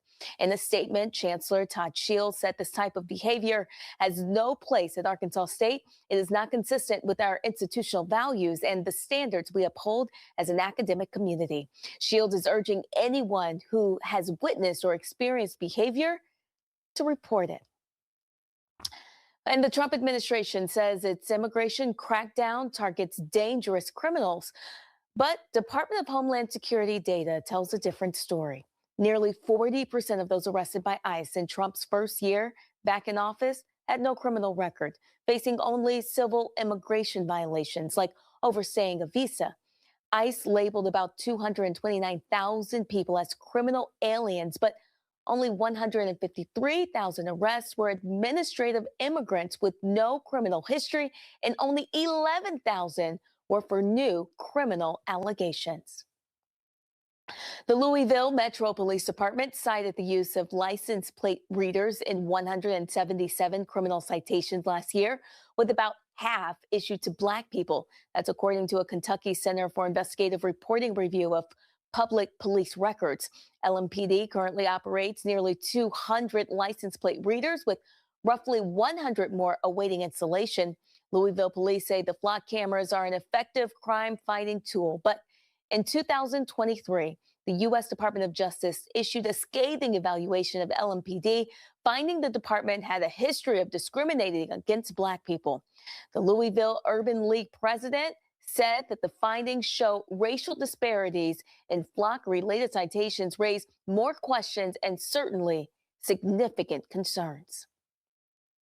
The Super Bowl marked the end of the NFL season. For the second time in 4 years, nearly 1/3 of teams entered the offseason with head coach vacancies. Despite roughly 70% of NFL players being Black, no Black head coaches were hired during this hiring cycle. So far, 9 of the 10 available positions have been filled, with the Las Vegas Raiders expected to finalize a deal now that the Super Bowl is over. But currently, there are only 3 Black head coaches in the NFL: Todd Bowles of the Tampa Bay Buccaneers, DeMeco Ryans of the Houston Texans, and Aaron Glenn of the New York Jets. This number is just one more than in 2002, the season before the league instituted the Rooney Rule. This rule requires teams to conduct in-person interviews with at least 2 external head coaching candidates who are minorities or women. Roland.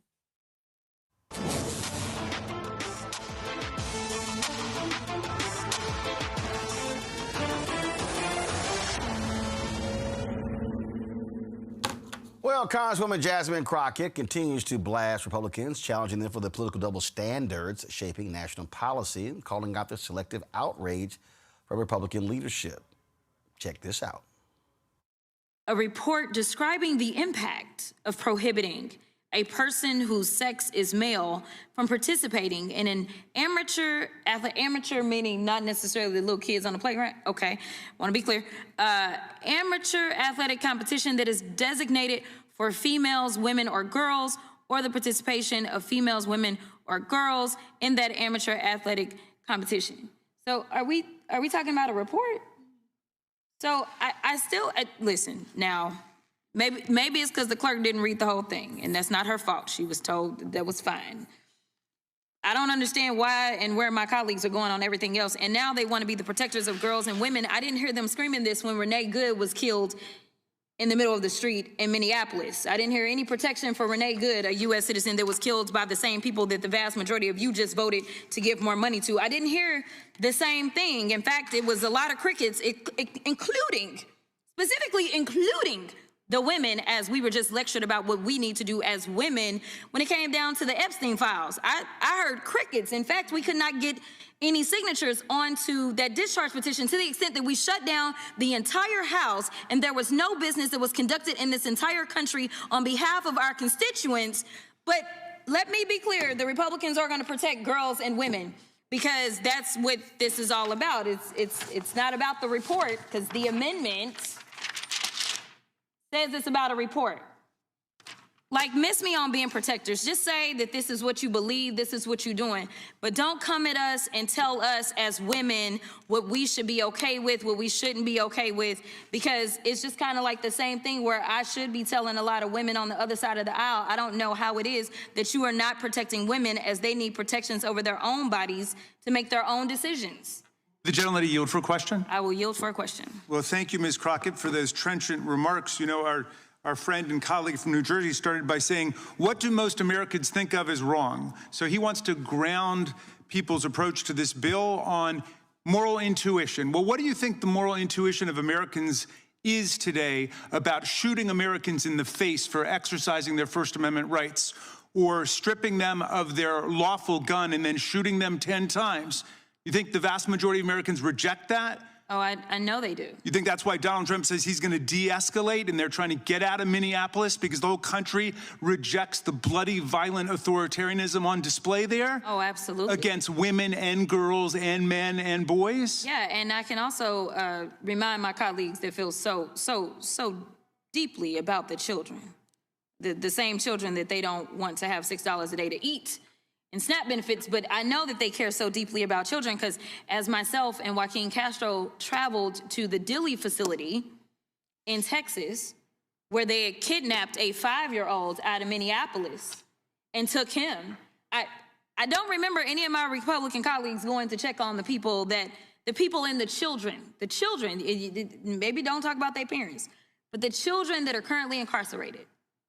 You know, after we left Dilley, I made it clear that as someone who has practiced criminal defense, I have been in actual prisons, I have been in jails. This was the first time that I've been in a facility that doesn't even offer educational opportunities. So you're snatching kids away from their schools sometimes. I do have a bill, if y'all care about schools and care about the hospitals and care about the churches. I have a bill for that if y'all want to, sign up. But nevertheless, these children are being kidnapped, and then they are being thrown into a place that now has a measles outbreak. They are not being given adequate care whatsoever, and the children don't even have access to education. In this country, even somebody who is a convicted felon can go and get a degree. And these kids, their education has been stunted because this administration, with the complicity of each of you on that side, who refuse to acknowledge what is wrong, because I agree. Some things shouldn't be right or left, they should be right or wrong. So if we want to talk about the amendment, because I think you don't want a report because the reports will reveal what most of y'all don't want to actually admit, which is that when it comes down to trans people in sports on the collegiate level, we have 10 in this country. Y'all want to sit up here and write bills as it relates to literally 10 collegiate athletes. That's all we have that are trans.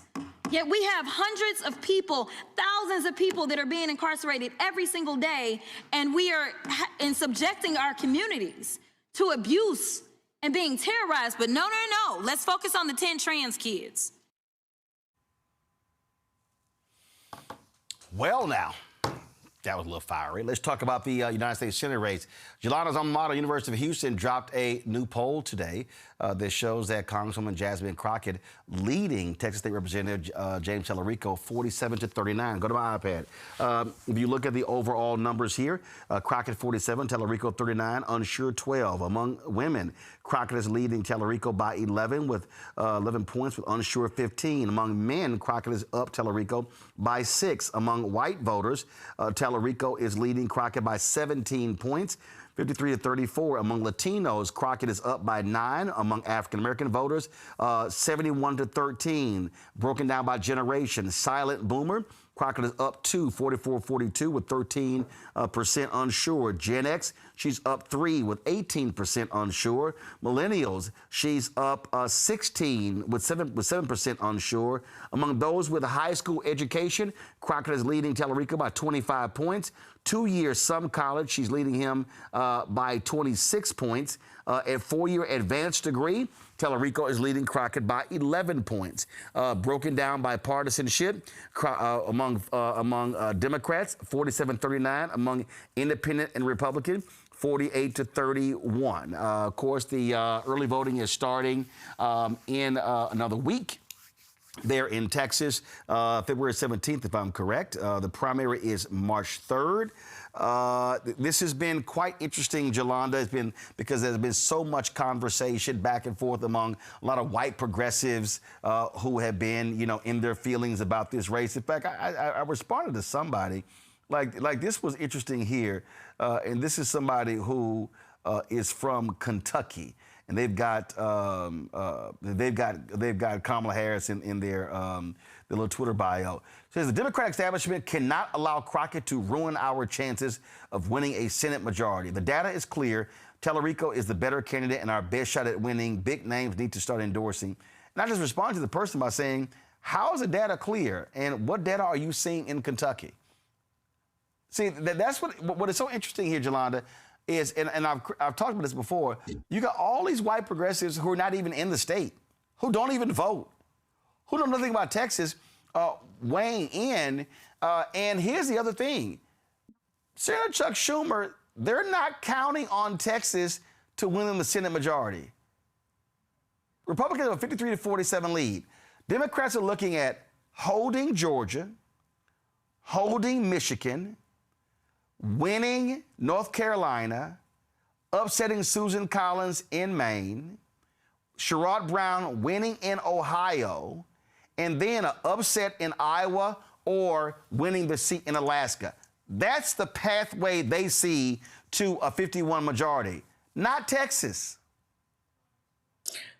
The problem with white Democrats, Roland, quite frankly, is they don't try to get black people out to vote. They take us for granted and they ignore us. That's how it is here in Texas.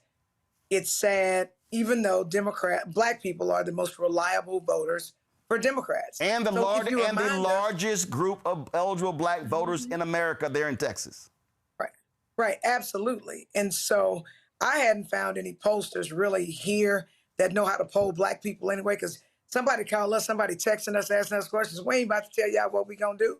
That's just not about to happen, right? They're always wrong. They always under-calculate what we're going to do. Same when they said President Obama wasn't going to win a second term. And so that is the epic failure of the National Party. And then they wonder why because the National Democratic Party has ignored Texas and has ignored black people, then it would make sense that Trump would target Texas to redistrict and set the standard for around the country and target black voters. So the only people who don't realize how important black people are to the Democratic Party, especially in taking Texas, is white Democrats nationally and in Texas. Mm-hmm. So Thelma, here's the thing, and which is also part of this deal. The way the white Democratic strategists get paid is they'll tell a candidate to dump as much money into TV. I saw this story earlier where folks were questioning Congresswoman Crockett's campaign, talking about how Tallarico's outspending her on television. Texas is a huge state. Well, here's the whole deal. the consultants get paid by the TV and radio buys. That's how they make their millions. What they hate to do is to put the money on the ground. They hate to put the money in GOTV because they don't get paid that way.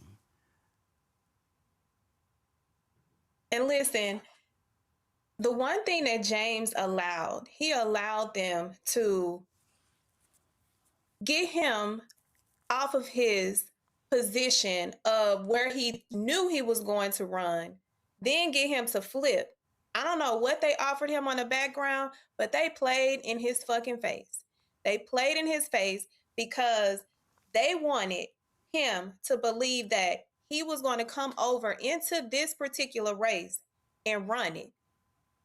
That's not what's happening, because that's not what the people want. The people see the lack of authenticity, and when they see that you are going so heavy in these rotations of these ads and the moves that you are making that are misguided, they see right through you. And to know that this particular consultant that he allowed to trick him out of his spot, I'm just gonna sit back and enjoy, because you knew what the plot was. You knew what the plan.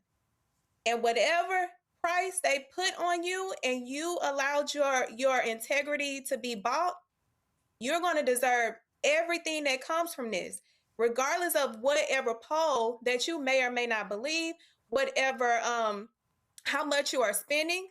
Like, for the life of me, these Democrats, especially this particular one, why would you let these people talk you out of your position? The thing that trips me out, the thing that trips me out here, which is hilarious, on Congo, is, and I went back and pulled it. Since Lloyd Bentsen won in 1988, there's never been a primary that was uncontested. And this is what I've always said. I've always said this here, that because initially Tallarico jumped into the race. Former Congressman Collar Allred jumped into the Senate race. When Crockett announced, Allred dropped out, and then he ran for for a congressional seat. And so these folks were just up in arms. And I was sitting there going, why y'all mad? If y'all believe that Tallarico is the best candidate, win the primary. If you believe that Crockett is the best candidate, beat Tallarico in the primary. That's the whole point about elections. Everybody has a right to run, and if you think you're the best candidate, you win. Like this person is sitting here, polls are not perfect but clear. Cornyn beats Crockett 48-43. Paxton beats Crockett 48-45. Meanwhile, Cornyn beats Tallarico 45. Okay, this is how stupid this person is. She tells me that Tallarico by the data is the best candidate. So this person hits me and says, Cornyn beats Crockett 48-43. That's 5 points. Paxton beats Crockett 48-45. That's 3 points. Meanwhile, Cornyn beats Tallarico 45-41. That's 4 points. Paxton beats Tallarico 45-43. So you're telling me that Tallarico can win, but according to what you posted, he's losing, just like Crockett is. And also, a poll in February is not the same as a poll in October. I'm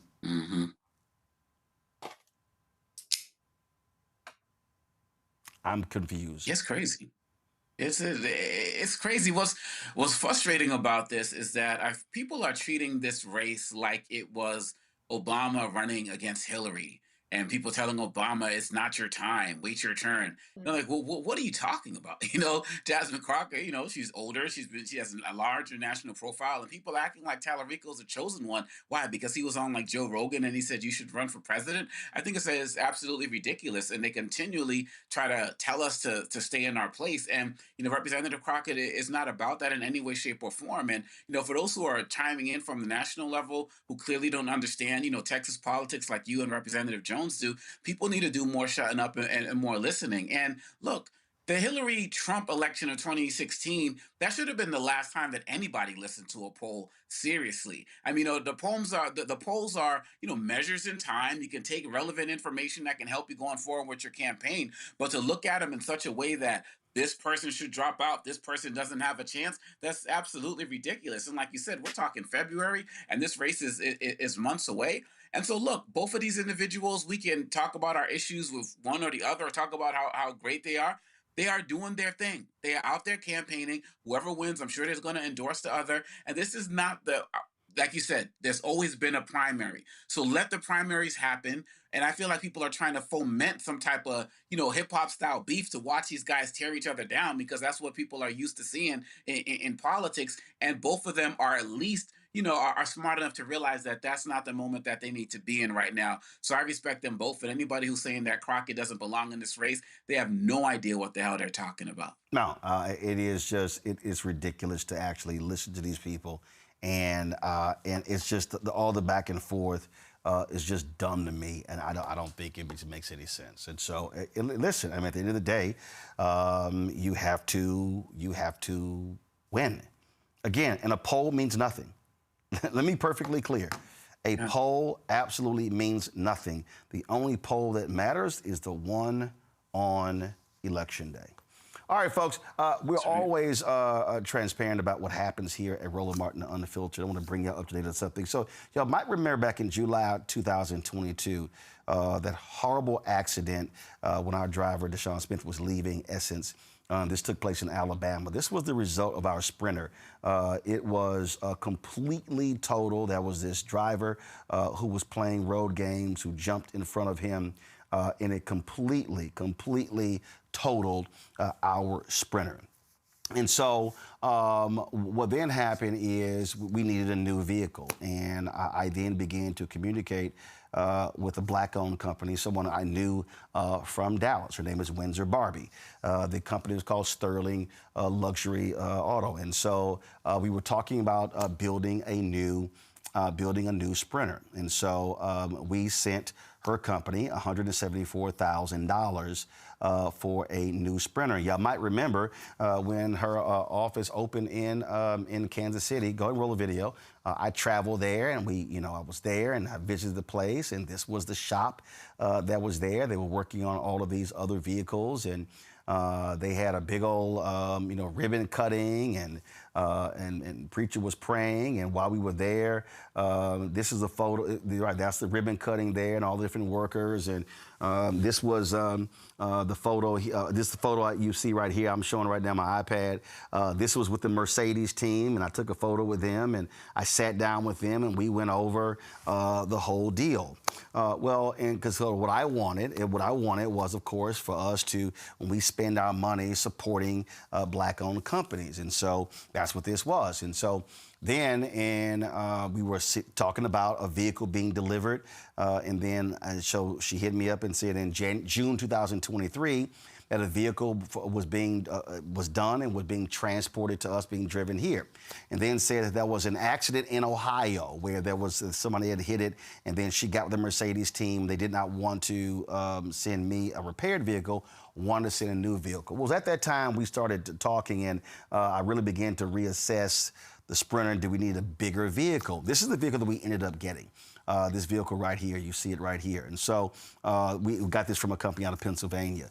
But what then began to happen is, so we began to work on that, and so I started getting updates from her saying what was being built, and this was what's going on. We're starting work in January of 2024, and then I was like, hey, we need this vehicle because we're going to be on the road doing stuff, covering the Kamala Harris campaign. And so as we got into April and May and June, I'm like, hey, what's going on?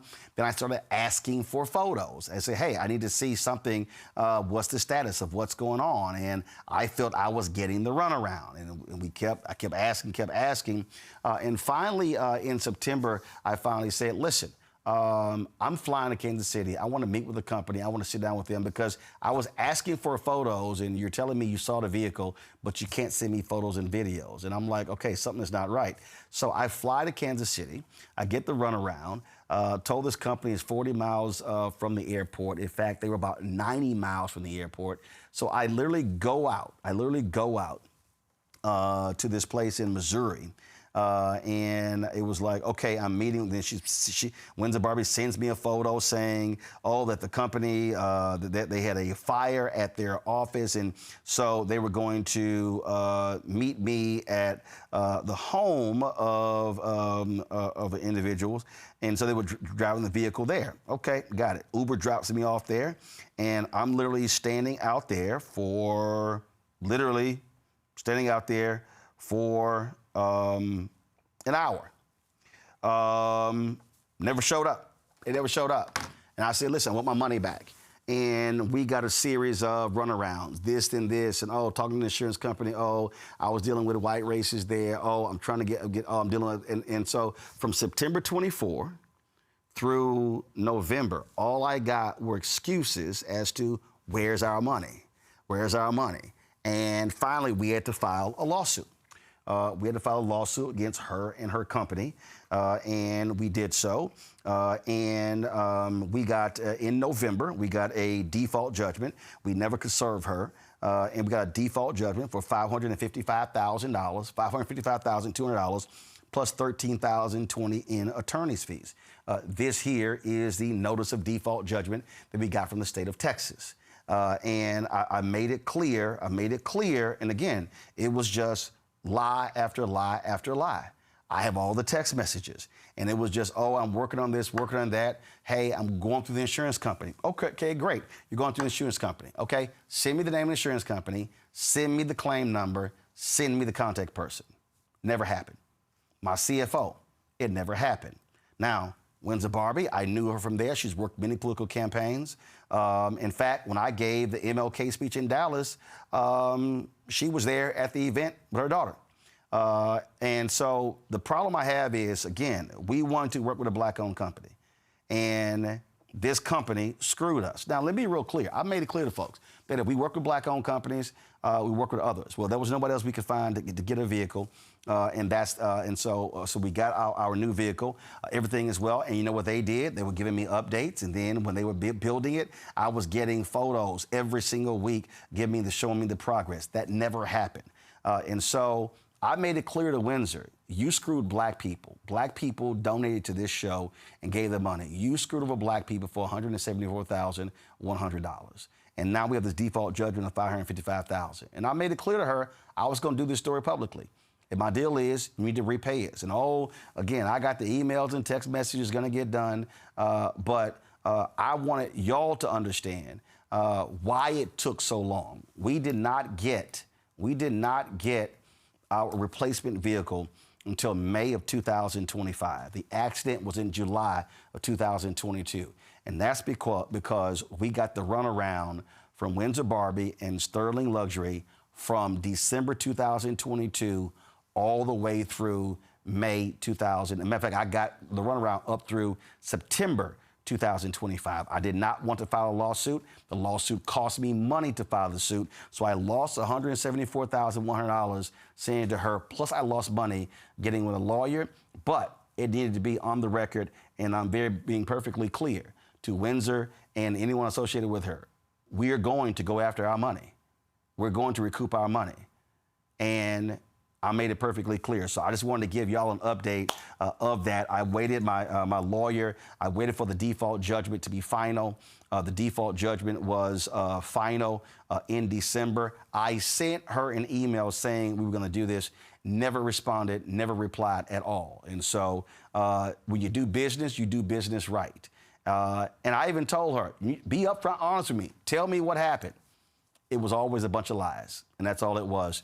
And again, I have all the text messages, you name it. And so folk just wanted to understand, and again, this is who she is right here. This is who she is. And we sat there, and I went there, and all this sort of stuff. We were excited about doing this here. And this is what is so crazy. She got calls from people after we ran the video on the show of the opening. People were reaching out saying they wanted to get vehicles because we were associated with. Could have made a whole bunch of money selling other vehicles if you had done business right. Again, the judgment's for $555,200. It's official, state of Texas. This is the seal, like I said. This is the actual judgment that was filed right there in Dallas County, and so you can see it right here. And so we gonna always be upfront when we talk about how money is being spent. Listen, I get paid speeches and I get for my books and stuff like that. That's separate money. But when it comes to this show, I'm gonna sit here and protect the resources that we're given to do the work that we do. So just letting y'all know about that. All right, final story we'll talk about today. Well, not today. Yesterday was actually the 100th anniversary of the baddest high school in the country, Yates High School. Yolanda knows it quite well, even though she didn't go to Yates. It still drives her crazy. She did not go to Yates. She, of course, Jack Yates has been in her district. She's been on the city council, school board there in the state capitol as well. Historic high school alumni. Of course, I'm a graduate, 87, but Debbie Allen, her sister, Felicia Rashad, and so many others. When you talk about historic high schools, this was the preeminent black high school. And so, like my parents, they lived, by the ship. My mom lived by the Ship Channel. She went there. My aunt went there. My dad actually graduated from Yates as well. And so they were on today at the Houston City Council with a proclamation for the 100th anniversary. Officially, it was yesterday. Again, and I'll dare say this here, it's a lot of black schools out there, and it's a lot of black high schools. But it's something different about JY. I have traveled this country and run into Jack Yates graduates, and they will let you know that they are JY graduates. Yolanda, I dare say, there's no other high school in Houston that has the type of alumni as JY. And even as a state rep, the Jack Yates High School is in my district.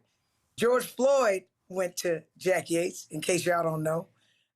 But yeah, Jack Yates is where prominent black people went to school. They have history, athletics. They have Dexter Manley, who played for the Washington Redskins. I could go on and on and on and on and go. I think Roper went to A&M, which is where you went. John Roper, he was at Yates. He was at Yates when I was there. He went to Texas A&M.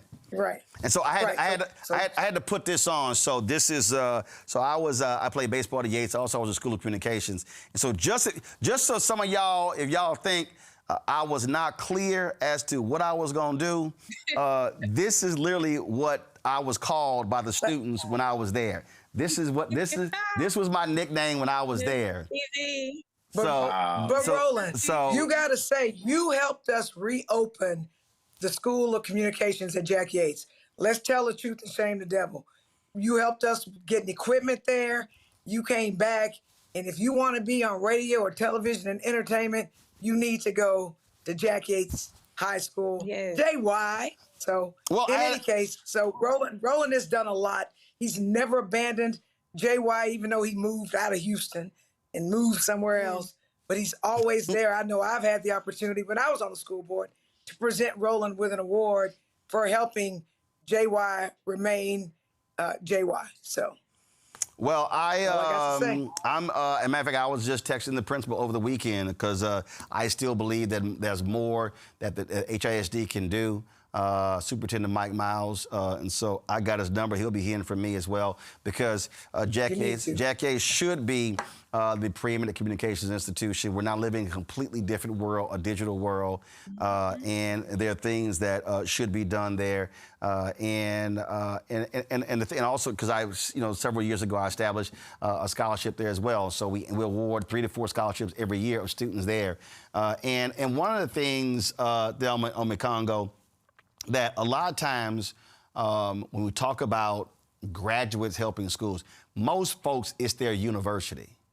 And I just simply felt, and I still believe, that we need to be having a presence at our high schools because we can actually impact the future students. Sure, it's easy to say, fine, I'm gonna give a scholarship to a student at Texas A&M. That ain't gonna happen with them crazy-ass right-wingers controlling everything, so that's not gonna happen. But again, when we look at many of our historically black high schools, Those students need graduates to come back and then stand with them and help them matriculate wherever they're trying to go. It is so important. It is so important. When I do my speeches in different parts of the country, I talk to people about going back to their elementary schools, their middle schools, but that high school part is so important because it's really giving people, they're about to leave this, some school districts, they're walking around the corner from K to 12. They're about to possibly leave their town, leave their state, and maybe even feel like they don't have the ability to do so. So to see people who came there, one of the things that Jay-Z said about, his community growing up in Marcy Projects, he was like, if anyone became like a doctor or a lawyer, I never knew because they never came back. So all I saw was people who was on the block. And so when you talk about our high schools, people need to be able to show kids the possibilities as they expand. I mean, they're going into adulthood now, right? 17, 18, 19 years old. And so the work that you're doing and the fact that they were calling you Mr. TV, I mean, that really shows them what is possible because they see what you're doing now. So you're absolutely right. We can't forget our high schools. We can't forget the middle schools, the elementary schools, and we can't all give financially, but we can all give our time and we can give our influence and we can give that inspiration that they may not be seeing in their local communities. And you're living it right there, right here and now. It's awesome. Congrats to Jack Yates High School on 100 years. Family, you're there in Dallas. And those little Dallas folk, they always jealous. Because they think Oak Cliff and Carter and Lincoln and all this sort of stuff. And I remember when I started radio in Dallas, it was KKDA radio. They used to talk all this trash about Dallas Carter because, that 88 Carter team, which is a good team, but it wasn't 85 Yates team. And so the Carter people always talking trash. And I got to remind them, I say, y'all thought y'all were great, but remember, Yates never had to give any championships back. Y'all can't say that. Oh, shoot. Damn.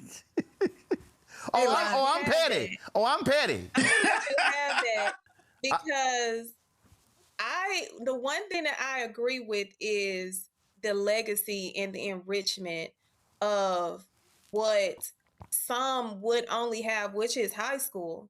And the one thing that I'm gonna ask you is why hasn't it been declared a historical site yet? Because it's been there. Well, you have so here's what you have. So the original campus actually was torn down. But it's on the same land.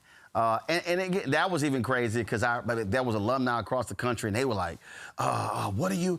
No, we can't have that. And I was like, y'all, the building got to get torn down because listen.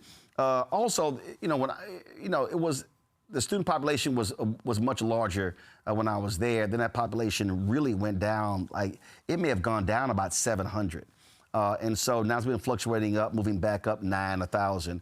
And listen, one of the things that Jelana knows this very well is that there are a number of students who are zoned to Yates, but HISD has open enrollment. You can actually go to other schools in the district. A lot of folks did not want to go to Yates because of the academics. And so there have been a lot of changes there when it comes to curriculum. There's a maritime program that's there, School of Communications. There are other programs that they're simply adding.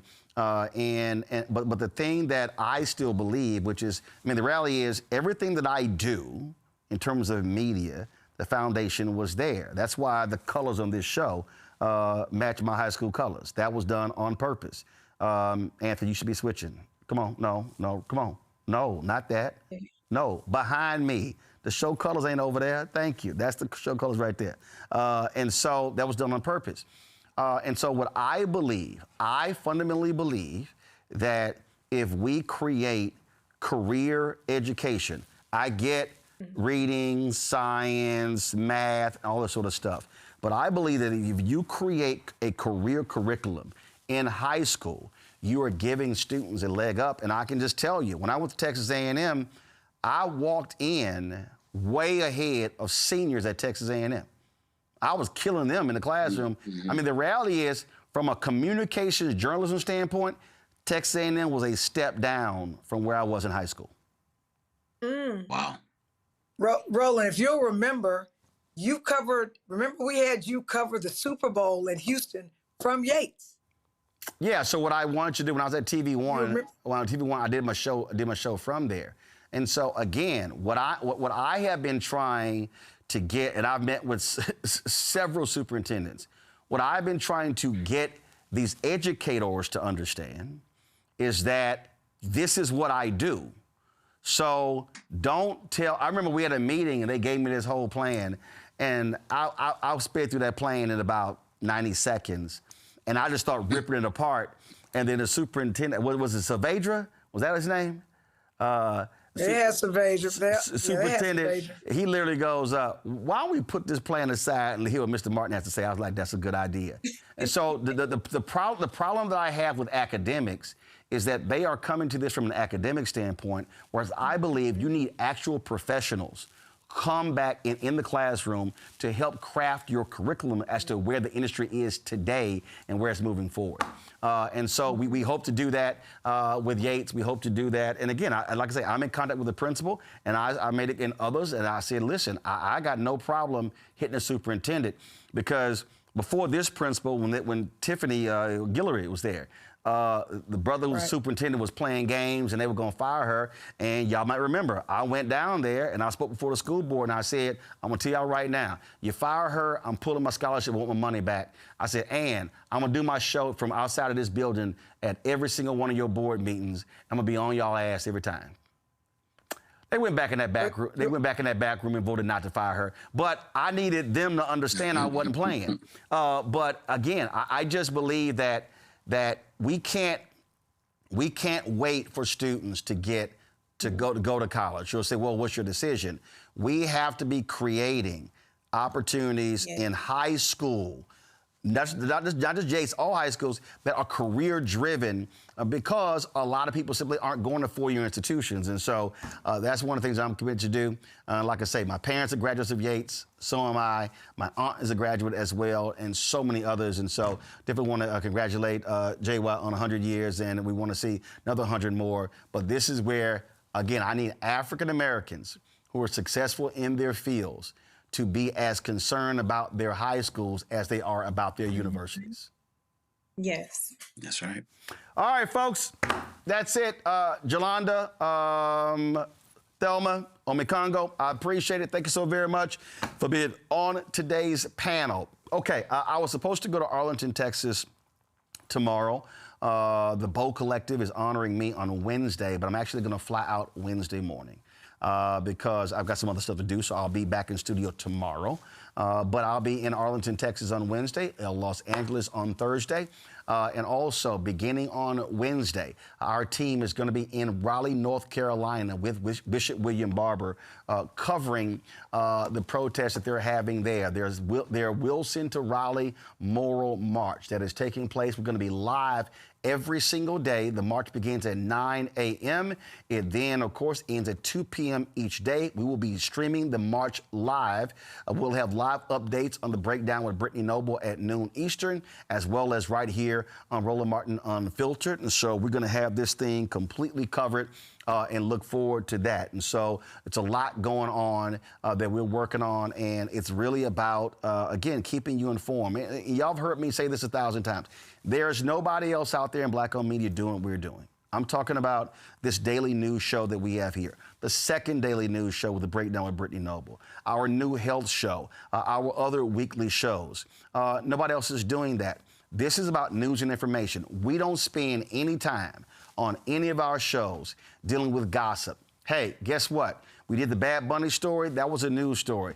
I don't care about Cardi B and Stephon Diggs breaking up. Don't care. Don't care. If y'all want that news, go follow somebody else. And that's fine with me. Go follow entertainment. But I just fundamentally believe that we have to have a news and information network committed to the issues that matter to our people, that center us and put us first, and that's what we do here on Roland Martin Unfiltered. So your support is critical. I'm telling y'all, it's $195,000 a year, a month. to what we do. All of these shows, get a shot of the office. You tell me, this is a 5,800 square foot studio. We just added all new robotic cameras in here. We just did more than $250,000 audio upgrade. Trust me, a lot of y'all was sitting here upset with audio on the show. So was I, and so we did that. We are sitting here looking at how we're going to be covering things on the ground across the country. And so it's a lot of stuff that we are trying to do. This is the election year. What's happening in different states around the country. We want to be on top of that. And so your support is critical. If you want to support us via Cash App, use the Stripe QR code. Remember, we're trying to get 20,000 fans on average to contribute $50. If you can't do $50, we understand. It's $1, $5, $10, $25. That's great. If it's more than that, that's great as well. Every dollar is appreciated. But Cash App, use the Stripe QR code. You see it right here. Click the Cash App Pay button to contribute. You can also, of course, use that for credit cards. Checks and money order. Make it payable to P.O. Box 57196, Washington, D.C. 20037-0196. Of course, PayPal is R. Martin Unfiltered. Venmo is RM Unfiltered. Zelle, Roland at RolandSMartin.com. Roland at RolandMartinUnfiltered.com. Then, of course, get our Black Star Network swag. Shop Black Star Network. You can zoom that out, guys. Get our T-shirts. Get our wall art, mugs, you name it, all that sort of stuff. Be sure to get it, shopblackstarnetwork.com. Then you have all of these black-owned products you see as well right here. That all those different companies are black-owned companies. When you support those companies, when you buy those goods, then you also support this show as well. And so please do so. And don't forget to download the app. Of course, fan base. Be sure to download that. All right, folks, that is it for us. Again, shout out to all my JY people. Look forward to being back home in Houston. And again, thanks a bunch. Y'all keep supporting the work that we do, because I'm trying to tell y'all, hey, mainstream media ain't doing it. They're not saying what needs to be said. And so we're going to keep doing what we do. And so that's how we do it right here on Roland Martin Unfiltered on the Black Star Network. I'll see y'all tomorrow. Holla!